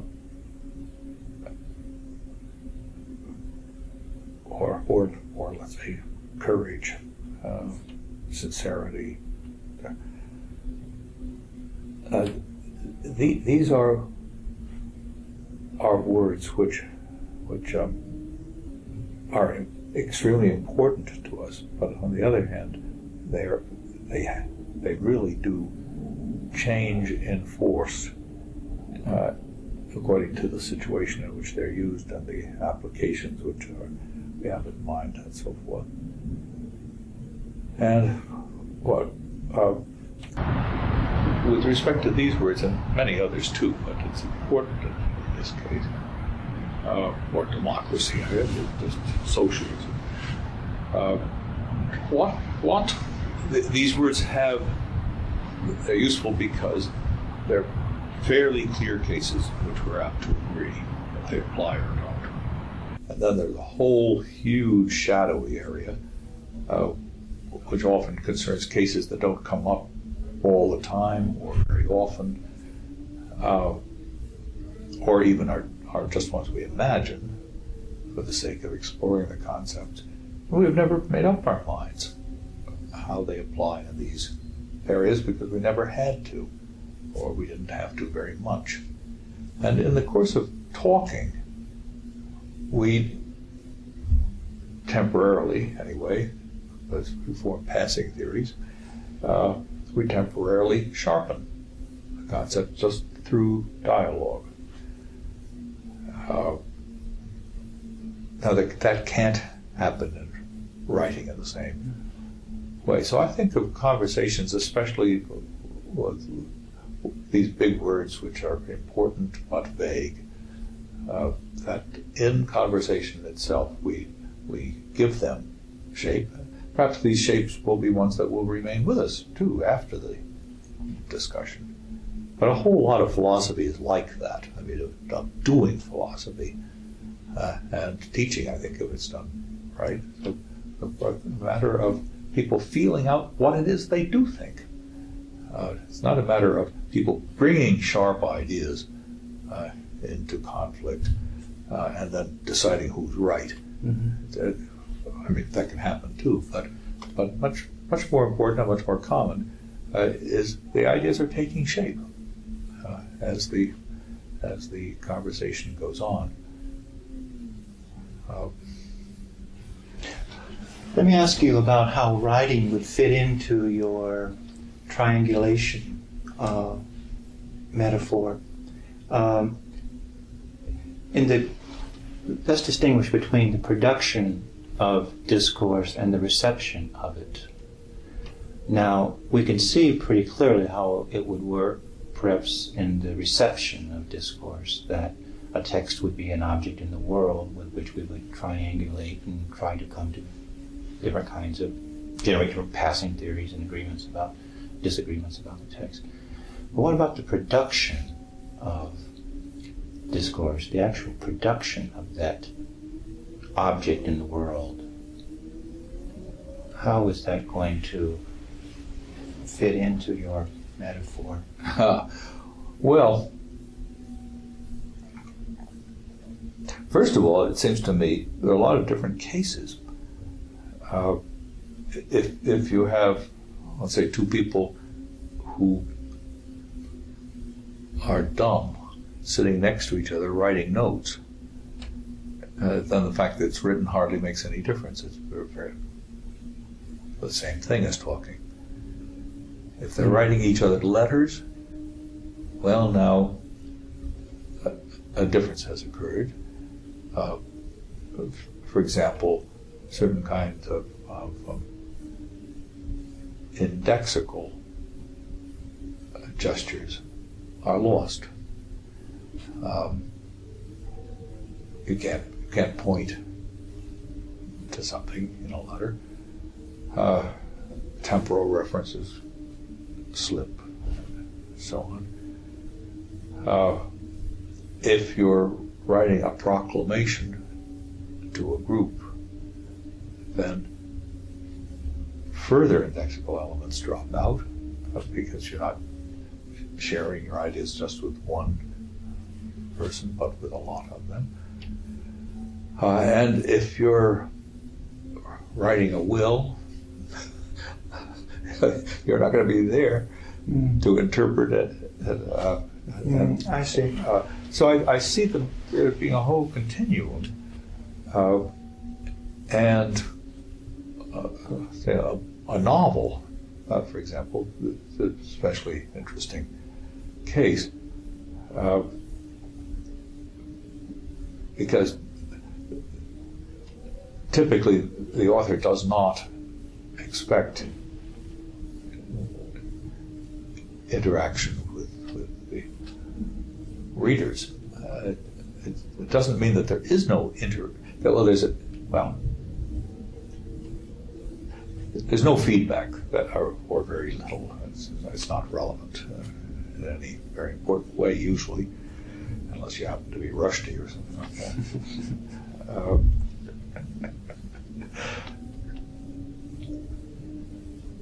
So that surely does make a big difference to the triangular thing, and you have to ask how to apply it.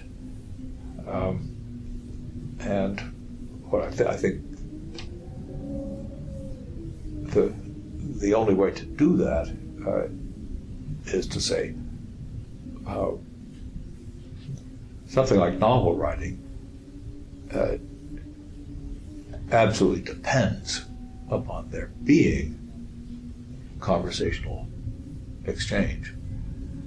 I mean, people have had to be in the triangular situation before they could make anything out of a novel. Oh, I see what you mean. Sure. No, that's what I mean. So the producer, therefore, would have to, within the principle of charity, understand that in order to be able to produce the document in the first place. Absolutely.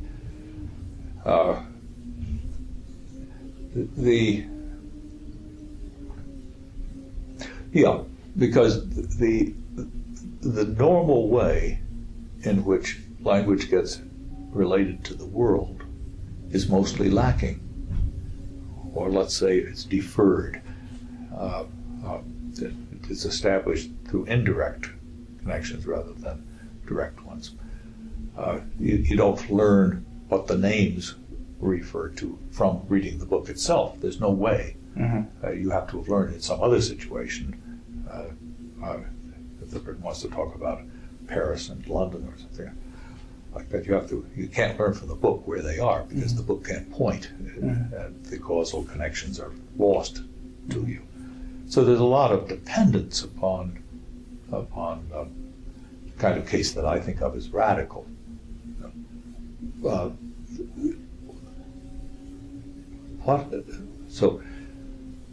What is radical interpretation like when it comes to interpreting a book?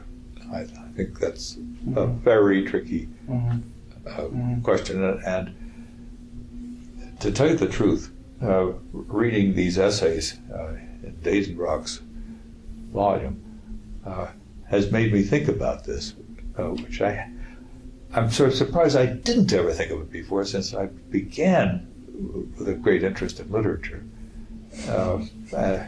Somehow these two things are apart, and I see that it's an extremely interesting question.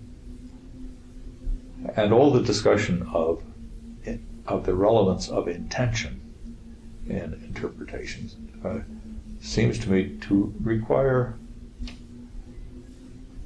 it requires me to think about some things I haven't thought about very hard on the one hand, but then reading various things has made me realize also that people who are talking about literary criticism need to make a lot of distinctions that they haven't been bothering, but at least the ones I've been reading. They say either the intention matters or it doesn't. Well, you really can't put it that way, because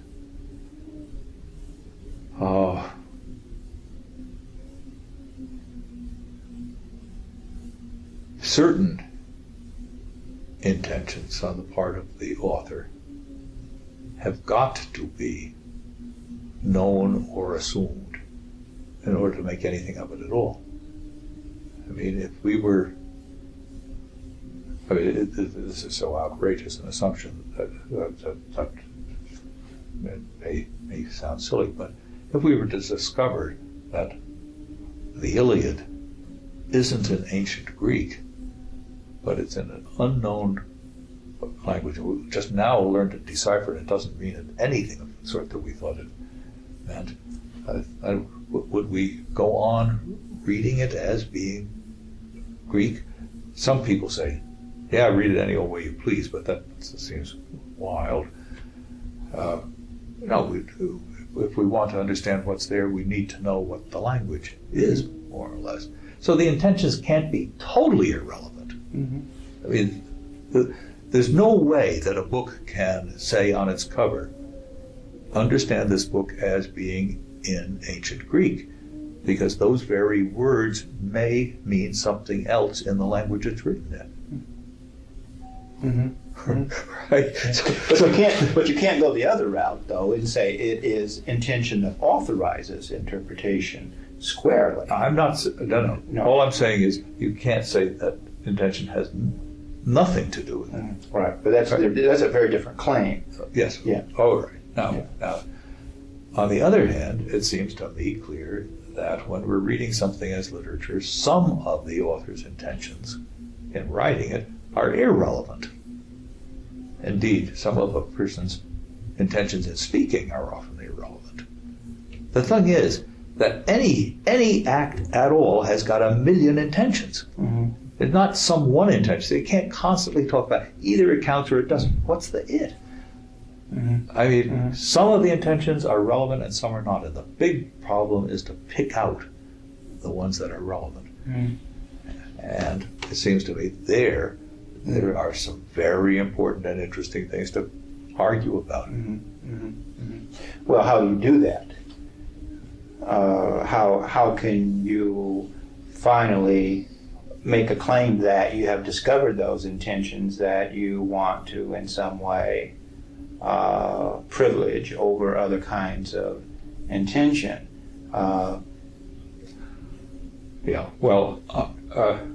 At the moment, and I may change my mind about this in the next couple of weeks, but at the moment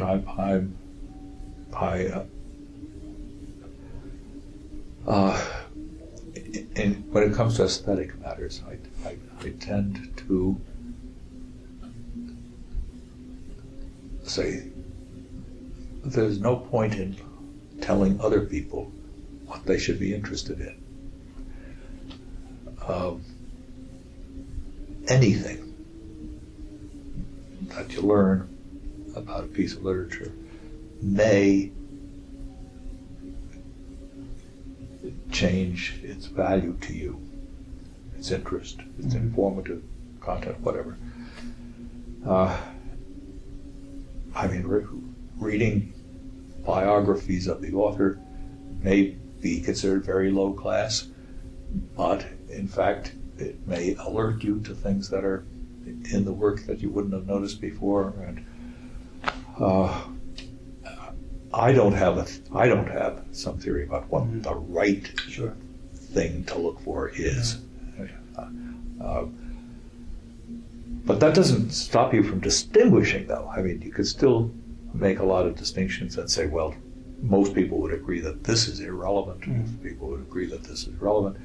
And with respect to the various intentions which are always embedded one in another,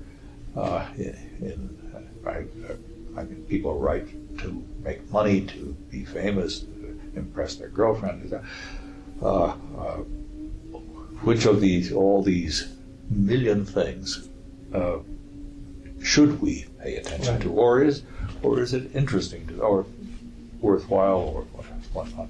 And I think there are a lot of distinctions well worth remarking on there. Those are not the ones. I mean, it's just that people, the discussions I've been reading in literary criticism about intention just seem to me to entirely miss the fact that there are endless intentions involved in every single action. Let's go back for a second. And again, correct me if I'm off the beam here, but it seems to me that one of the implications of your triangulation metaphor for the production of discourse that's been often overlooked is the notion that when we produce discourse, we're interpreting, just as when we receive discourse. Right. And we can't get around that problem. Right. And there's nothing that's going to help us in advance do the kinds of things that a hearer would be doing, and interpreting and interacting and moving. I call it hermeneutic guessing as opposed to a passing theory. And of course, some guesses are easy and some aren't. But I think that's an important notion because it helps to on an institutional level bring together in some ways literature with composition. I mean, in the sense that if you can argue, and it seems to me that your model gives us a way of talking about a connection between the reception, literature are usually courses, as opposed to the production, which have been traditionally segregated and composition courses. I completely agree with you. Anybody who is writing or speaking is constantly, maybe not consciously, but in effect, asking himself, how will a reader understand this? What will they make of it? How would you distinguish your work from your good friend Richard Rorty's work or from other neo-pragmatists? In one way, and again, make sure to correct me if I'm wrong, You seem to suggest that answers exist to philosophical problems like skepticism that have plagued us since the sophists. Rorty, of course, thinks that we should just change the topic. Since, for example, we can't answer the skeptic without accepting the skeptic's presuppositions, we need, according to Rorty, to change our vocabularies and therefore transform old quandaries into questions we can answer. If this description is accurate, your notion of philosophy, or at least your perception of the work that philosophy can do for us, seems quite different from Rorty's end of philosophy argument. Is this a difference between you and Rorty that makes a difference? Or is there a difference at all? Well, I don't know. No, we certainly have a somewhat different attitude,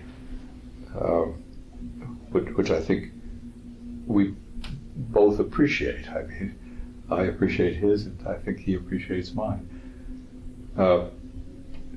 With respect to such questions, well, the exact question, whether it's right to say, as Rorty does to the skeptic, he should get lost, or his problem should get lost, or as I seem to try to answer the skeptic, that this seems to me to be more a difference in style and attitude than it does a sharp distinction. I think each of us has teased the other about this. I say to him, you just want to tell the skeptic to change the subject, but why do you refer to my arguments? Well,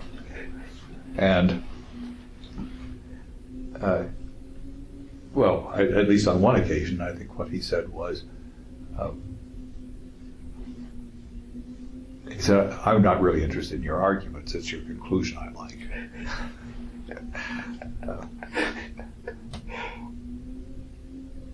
No, I see that this is as a temperamental difference rather than anything else, and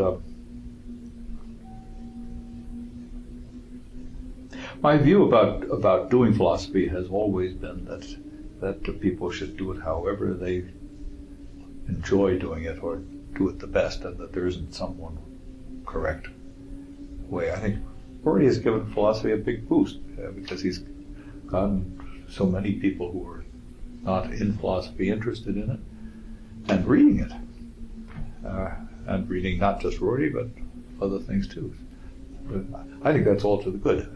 Not everyone shares my view in this matter, but that's certainly mine. On the other hand, I don't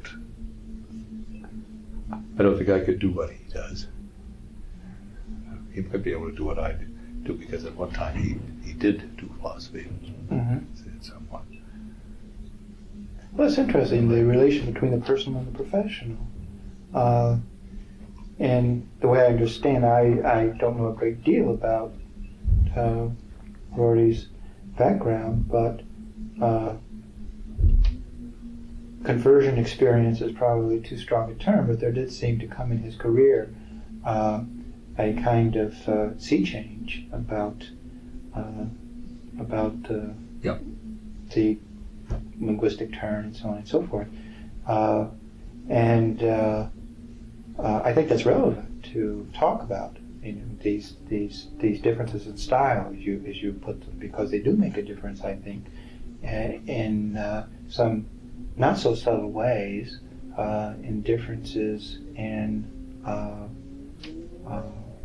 argument. Finally, that's well, in spite of its conclusion about how we should substitute conversation for argument in what is it, Philosophy on the Mirror of Nature. That book is full of arguments, and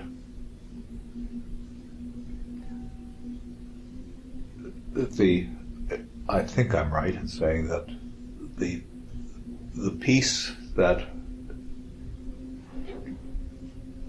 marked the point at which Rorty changed was something called The World Well Lost. And that's reprinted in his first collection of essays. He wrote that after he read 2 lectures that I gave at the University of London attacking the idea of conceptual relativism. And I mean, he gives me full credit in that piece. At that point, I hadn't published that material. I did subsequently. But I knew him through that period. We were colleagues at Princeton together. And in fact, during the year or two that I was chairman there, he was the assistant chairman. I didn't know that. And we talked a lot about well, a lot of course was just departmental business, but we always got along extremely well.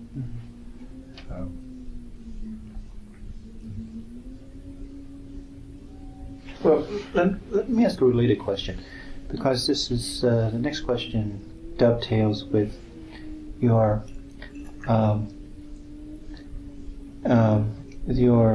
connection of Rorty with the kind of role that philosophy plays within the structure of the university. What role do you see philosophy playing? For example, do you see philosophy as a kind of humanistic antidote to something like technology? That we have lost in our institutions anyway. The kind of humanistic side of things has been so misplaced and so ignored to the detriment of culture and to the institutions itself. What changes over the years have you seen in the university as a social institution that you applaud? I mean, in your experience, you no doubt have seen great changes from institution to institution and from sort of from place to place and time to time. How do you see philosophy now fitting in within the institution and the work that it can do? Rorty has done great things to bring these issues, anyway, to a wider, more popular audience. At the same time, he suggests that institutionally philosophy has kind of done its work now, and that's kind of it, and we should locate these issues in our literature departments or some other kind of departments. But institutionally, how do you see philosophy now? Is philosophy in a new key, even working itself out? Does that make any sense? Well, there are 2 questions. One is just sort of social history, what has actually happened, and the other one is what do I think ought to happen. So far as Rorty's idea that philosophy has talked itself out of a job, that seems to me wrong. I think what he seems to have in mind mainly there is a certain way of doing epistemology, which was perhaps an extremely central part of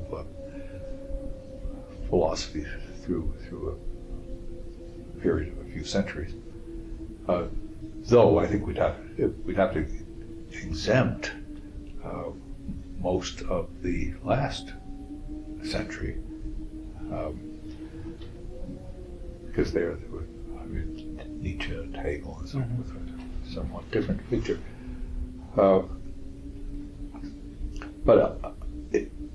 See, I don't even think of analytic philosophy quite in the same way that Rorty does. He thinks of analytic philosophy as being almost entirely concerned with epistemology, and in particular producing one or another response to skepticism. Whereas I think of analytic philosophy as just any, it's a method rather than a problem. And I think of it as going in for arguments as well formulated as possible, and an attempt at a more or less disinterested pursuit of clarity and truth. But so far as the place of philosophy in the university is concerned, my own views again are not very sharp. I don't think there's some one thing that philosophy ought to do. Philosophy usefully overlaps a lot of other fields. Literary criticism is one. Artificial intelligence and cognitive psychology, quite generally, is another. Mathematics is another. The law is another.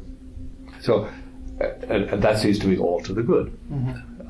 And historically, philosophy has been like that. In fact, if you think of Plato and Aristotle, they made no distinction between mathematics, biology, philosophy. It's all part of the same thing. It's some subjects, like physics, when they got good enough, went their own way. Though there's plenty of overlap still, though. So I prize those philosophers who really are competent in other fields. I mean, there are a handful of people who really know physics, or really know certain branches of mathematics, or really know the theory of evolution. And I'm against trying to draw a line somewhere and say, this is philosophy and this isn't. That was basically the thrust of my question, because it seems to me anymore that these disciplinary boundaries, if they're not breaking down entirely, there's certainly the line is getting smaller and smaller, and I'm talking. My background is in rhetoric and literary theory, and it seems to me that and the way it should be. Obviously, you mentioned the Greek philosophy, but institutionally, it's very difficult to drag someone down from the philosophy department upstairs to talk about some of the issues in the English department, and the conflict people are over here. But there seems to be institutional pressures that sort of define the discipline in some way nowadays at large universities. Anyway, I can't speak for Berkeley, but again, one of the things that I see your work doing, and certainly Rorty's work, is to cross these boundaries. And I see blurring these distinctions, blurring these genres, is something very worthwhile and something that's actually kind of desirable. I do too, but I think it's probably not something that in general you can do much directly to promote. I think it just happens. I guess cognitive psychology was given a huge artificial boost, but the most successful cooperation I know about philosophers being involved in really started before there was the injection of money. Linguistics and philosophy really got together largely as a result of Chomsky's work, which changed the way linguistics looked at philosophers. And that's a cooperation that continues in a big way. I mean, there are a lot of people who are you don't have to decide whether they're linguists or philosophers. They really just are both. Now, I think these lines come and go. I don't think you can say, well, now for the first time this is happening. No, look, in the 19th century, one of the best parts of psychology, namely psychophysical measurement, was undertaken by people who thought that they were doing philosophy. They thought they were studying the mind-body problem by studying, well,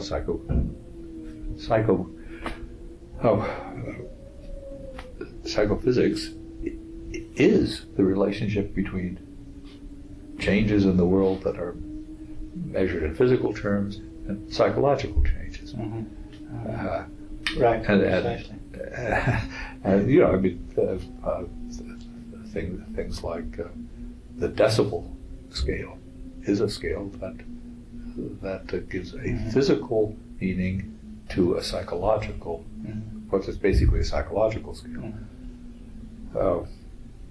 Now we think of that as just being psychology. Sure. Yeah.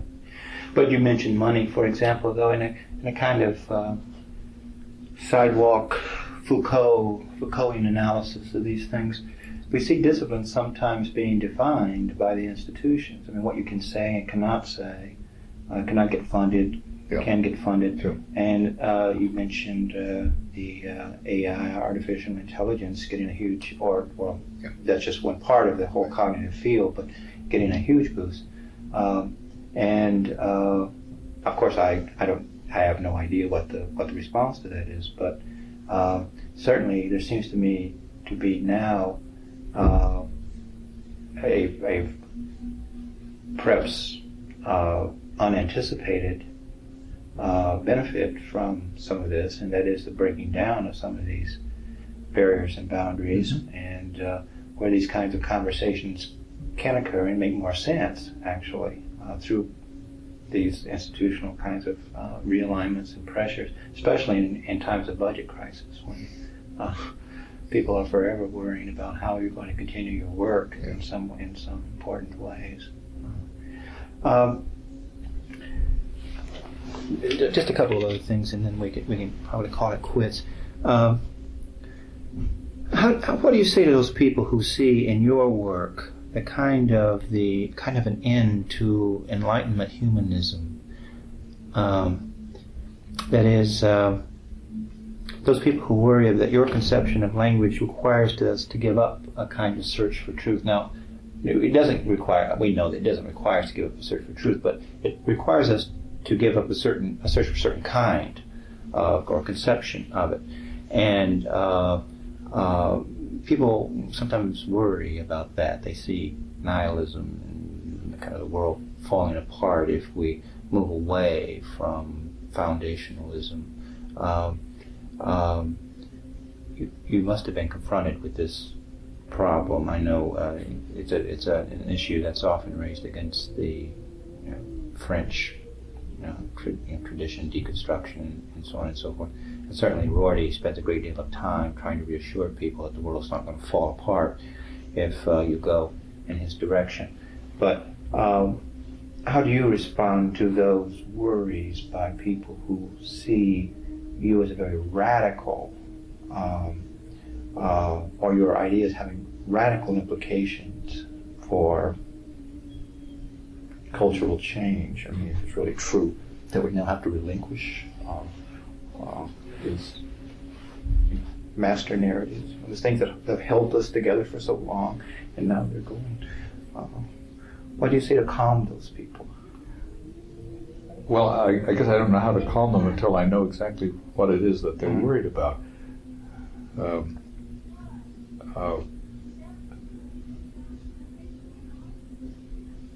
Foundationalism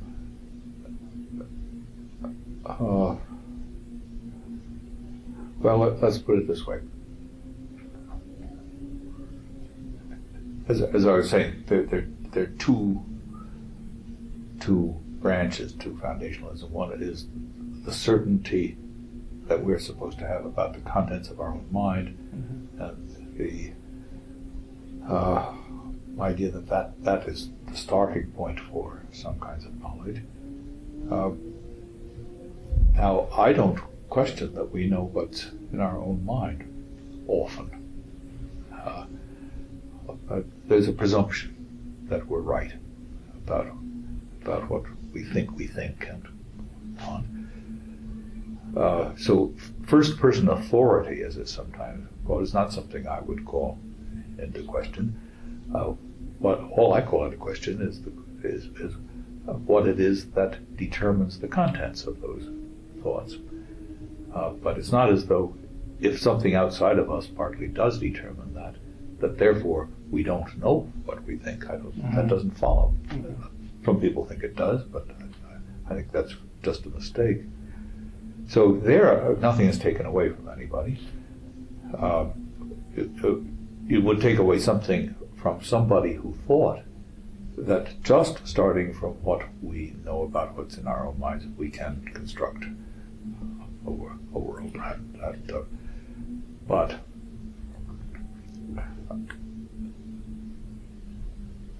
I have something to substitute for that, namely the triangulation situation, which gives objectivity 3 legs to stand on. And the other element in foundationalism is the dependence on the senses. The senses play a role for me because the triangulation argument has us reacting to the world and to other people, and of course the senses are involved in that. It just doesn't, all it denies, or what I see no way to make use of, is the idea of pure appearances or seemings as a foundation for other things. But certain of our beliefs are anchored to the world in just the way that the triangulation says they are. So I don't see that anything is lost. But now if somebody else sees a reason to think that I'm undermining something valuable without replacing it, then I just need to be told what it is. Precisely what it is. I think you're right about that. I was thinking more along the lines of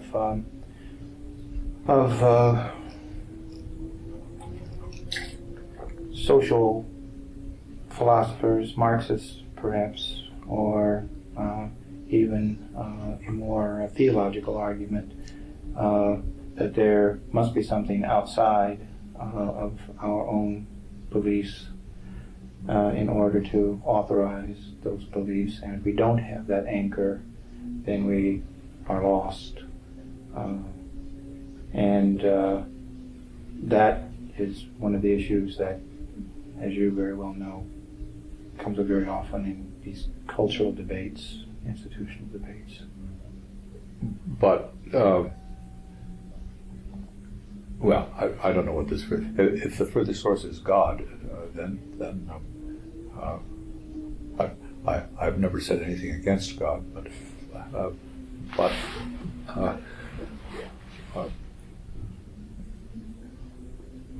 if he ever spoke to me, I guess I would have to raise the question whether he was right. On my own, I wouldn't know any other way to. You'd have to triangulate. But if the thing is that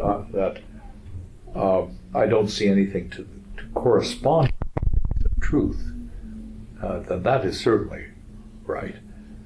But no one has ever been able to make good sense of correspondence theories to begin with, or to show how they would be any use.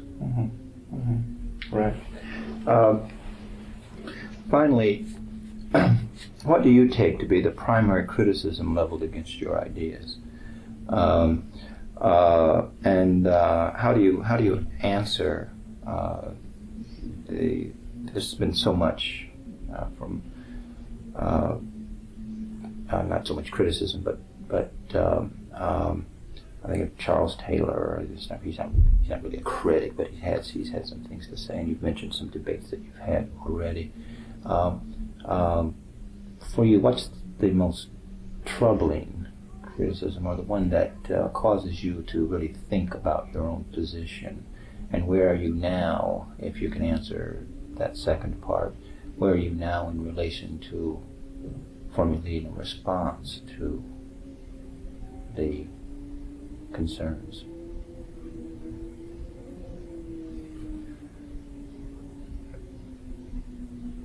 Well, it's an interesting question because I've certainly never thought of it. There are a lot of things that I've maintained that people have criticized a great deal, and I find it hard to pick out. I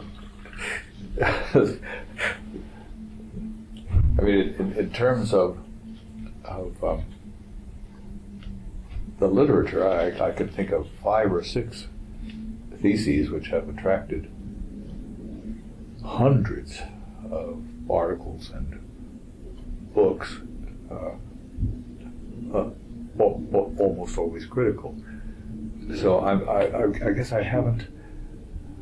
I mean, my causal theory of action, for example, is it rather won the day for a decade or so, and now it's under attack increasingly. And in fact, it's absolutely true that in my concentration on what seemed to me to be the bigger issues, I neglected lots of fine points which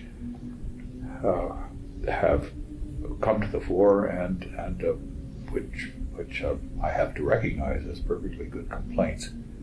If I think of it chronologically, that was the very first place where I stuck my neck out, and then next came my claim that a theory of truth for a language, more or less in the style of Tarski, could serve as a theory of meaning, and that over the years has been criticized from many points of view. And in fact, in the light of the criticisms, I had to change the doctrine. So there I've made numerous adjustments so that now people are accusing me of being inconsistent, which is certainly true. I mean, if you compare what I said 10 years ago with what I say now, they're different. Well, I'm afraid I could go on in this way quite a long time. I mean, my theory I thought that I would give you the opportunity to, if there was a misconception about your work, or if you thought that there was a prevailing incorrect reading of your texts, that the thrust of the question was simply anything that you might want to clear up in relation to make great many debates about your work. Again, I mentioned Taylor only because I know that I thought as well that there was a kind of a serious misconstruing. Well, I've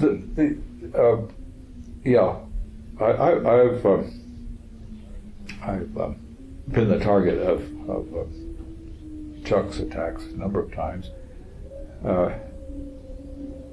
and the ones that I was present to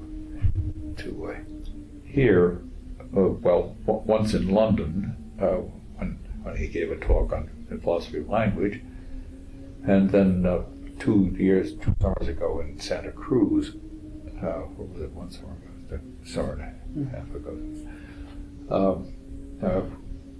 Which was a 6-week thing on Heidegger and me, and the idea of the conference was that Heidegger and I both were anti-Cartesians, but obviously came to that position by very different routes. And so the idea is to see how could you understand that these two such different ways of thinking about it would lead to a common conclusion. So the ecumenical position was the sort of the official one, but Taylor, who was there for a week to give lectures on the subject, said, look, Davidson and Heidegger couldn't be more completely different. And he made this very strong. Well, the curious part of this exchange is that I was the one who was supposed to I think that language is something you can isolate and treat by itself. Whereas you just read a passage from my work, which you said is much criticized, where I say there's no distinction between knowing a language, being an interpreter of a language, and knowing your way around in the world, which I take very seriously indeed. So it's very hard. I think I would say Taylor is somebody who has not understood my work very well. But that, and lots of people, of course, get something wrong here or there. But in general, I don't complain that I haven't been understood. I would like to say this. One has one's relatively limited points, and then one thinks one has a big picture.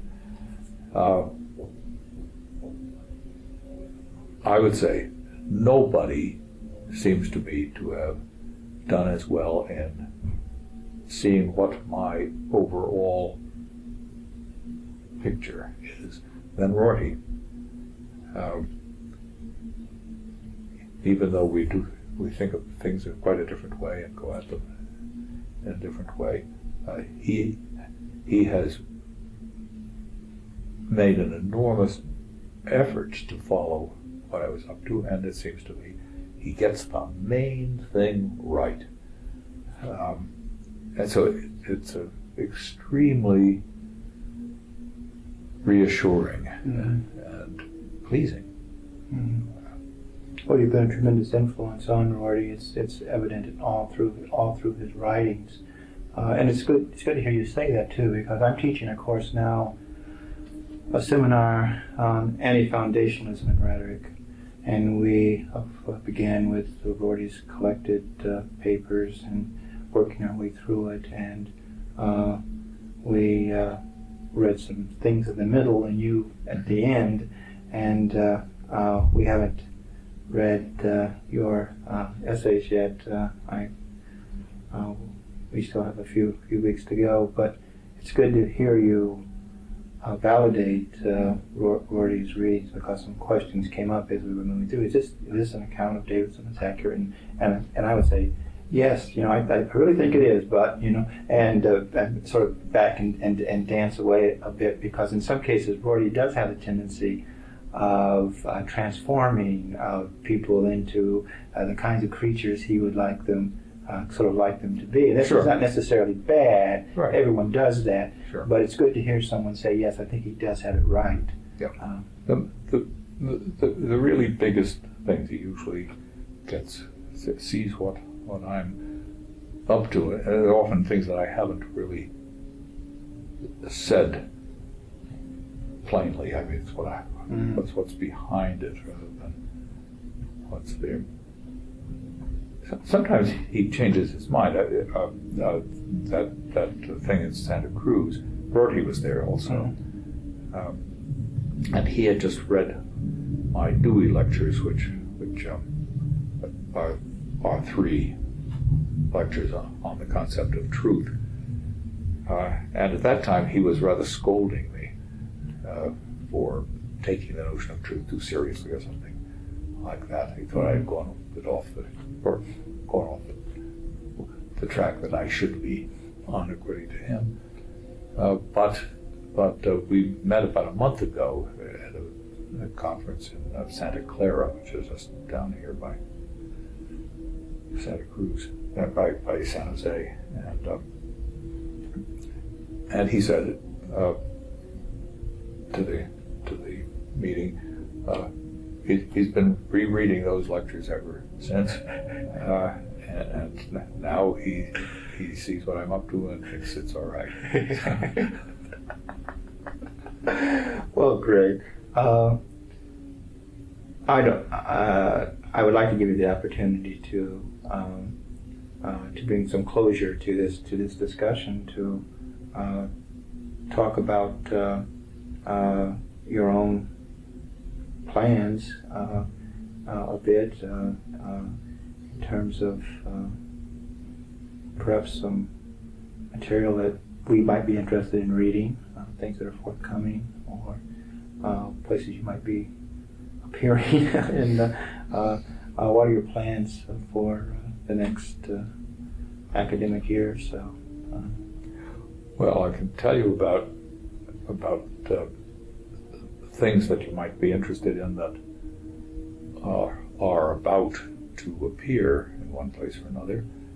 I mentioned a piece called The Second Person, which is largely concerned with the triangulation idea, and that will appear in the Midwest Studies in Philosophy, I think it's called.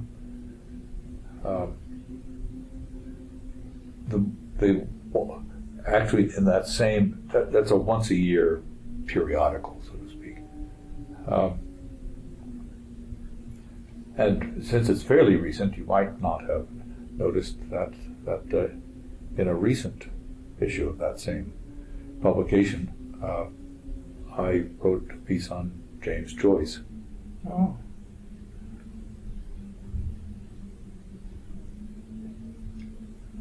Well, I know you have, for example, I think the piece on metaphor first appeared in Critical Inquiry. That's right.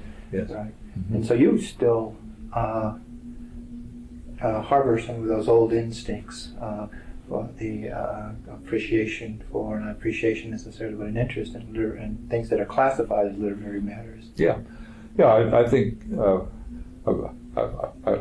I hope this isn't closure to my entire career, but it is a kind of closure so far as this discussion is concerned, because it began by talking about Whitehead and my early interest in literature, and I have been returning to that to some extent. I've also been returning to Plato to some extent. Oh, that's amazing. In what way? That's interesting to me. Well,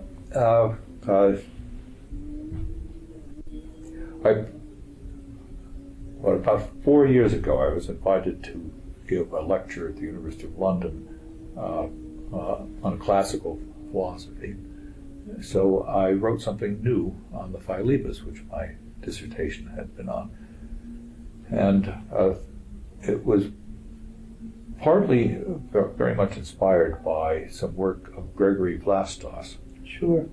And we were colleagues at Princeton also, and of course he's been around here until he died recently. And he was doing things especially on the Socratic Elenchus, and that interested me very much, and so my piece in London was partly on that. Then, quite independently, somebody decided to publish a few old Harvard PhD theses, and one of the ones they hit on was my dissertation on the Philebus. So I used this lecture I'd given in London as a new introduction to that. And since then, I've been invited to a conference on Socrates, which was held on Samos, and a conference on Aristotle, which was in Oxford. And most recently, I hope this will bring things to a close. To my utter astonishment, I was awarded the Hegel Prize by the city of Stuttgart. They give this prize because Hegel was born in Stuttgart. But that doesn't explain why they would give it to me. I have absolutely no explanation for that, because up till now, all of the people have been Europeans, in fact, most of them Germans. But I had to give a talk, and I knew that one of the people who've been instrumental in establishing this award was Hans-Georg Gadamer, who is now in his 90s. And so I told the audience, I didn't remind them, that Gadamer, he was there in the audience, shared something rather surprising. We both wrote our PhD theses on the same subject. He wrote his on the Relativism before I did, and in fact I used his book, which had been published, and it was at the time certainly the best thing that existed. And he shares my interest in interpretation, and in fact, just to name a final coincidence, they'd asked me what the title of my talk was going to be, and I said, well, how about dialectic and dialogue?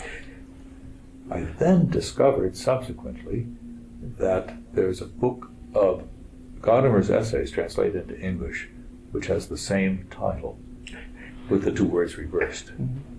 That is a coincidence. It is. But on the surface, you would not think that with Gadamer's conception of horizons of sort of expectation and to some extent, although he may have changed his position in the last one decade, I suppose, but the notion of reliance on tradition as a way of, as a very almost a forming element, and seems quite alien to your line of thinking in some ways. Well, perhaps the way in which he is able to depend upon it because he knows so much. Oh, I see. Makes a big difference. Yeah. But that's an interesting question. I don't want to interrupt you, but Yeah.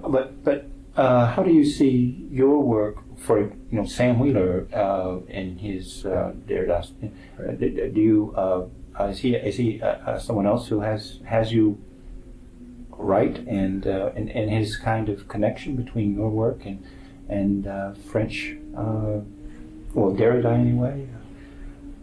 Well, I won't speak for Derrida. Oh, okay.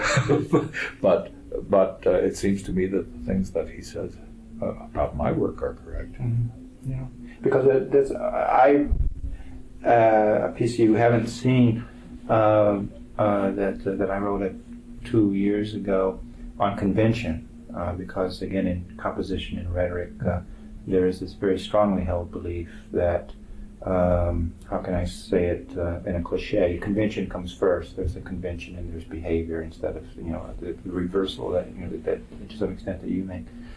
And in there, it seemed to me that Derrida's position on context, the notion of context, was very similar to yours. And but again, it's difficult to push these things because the traditions are so different in some ways as well.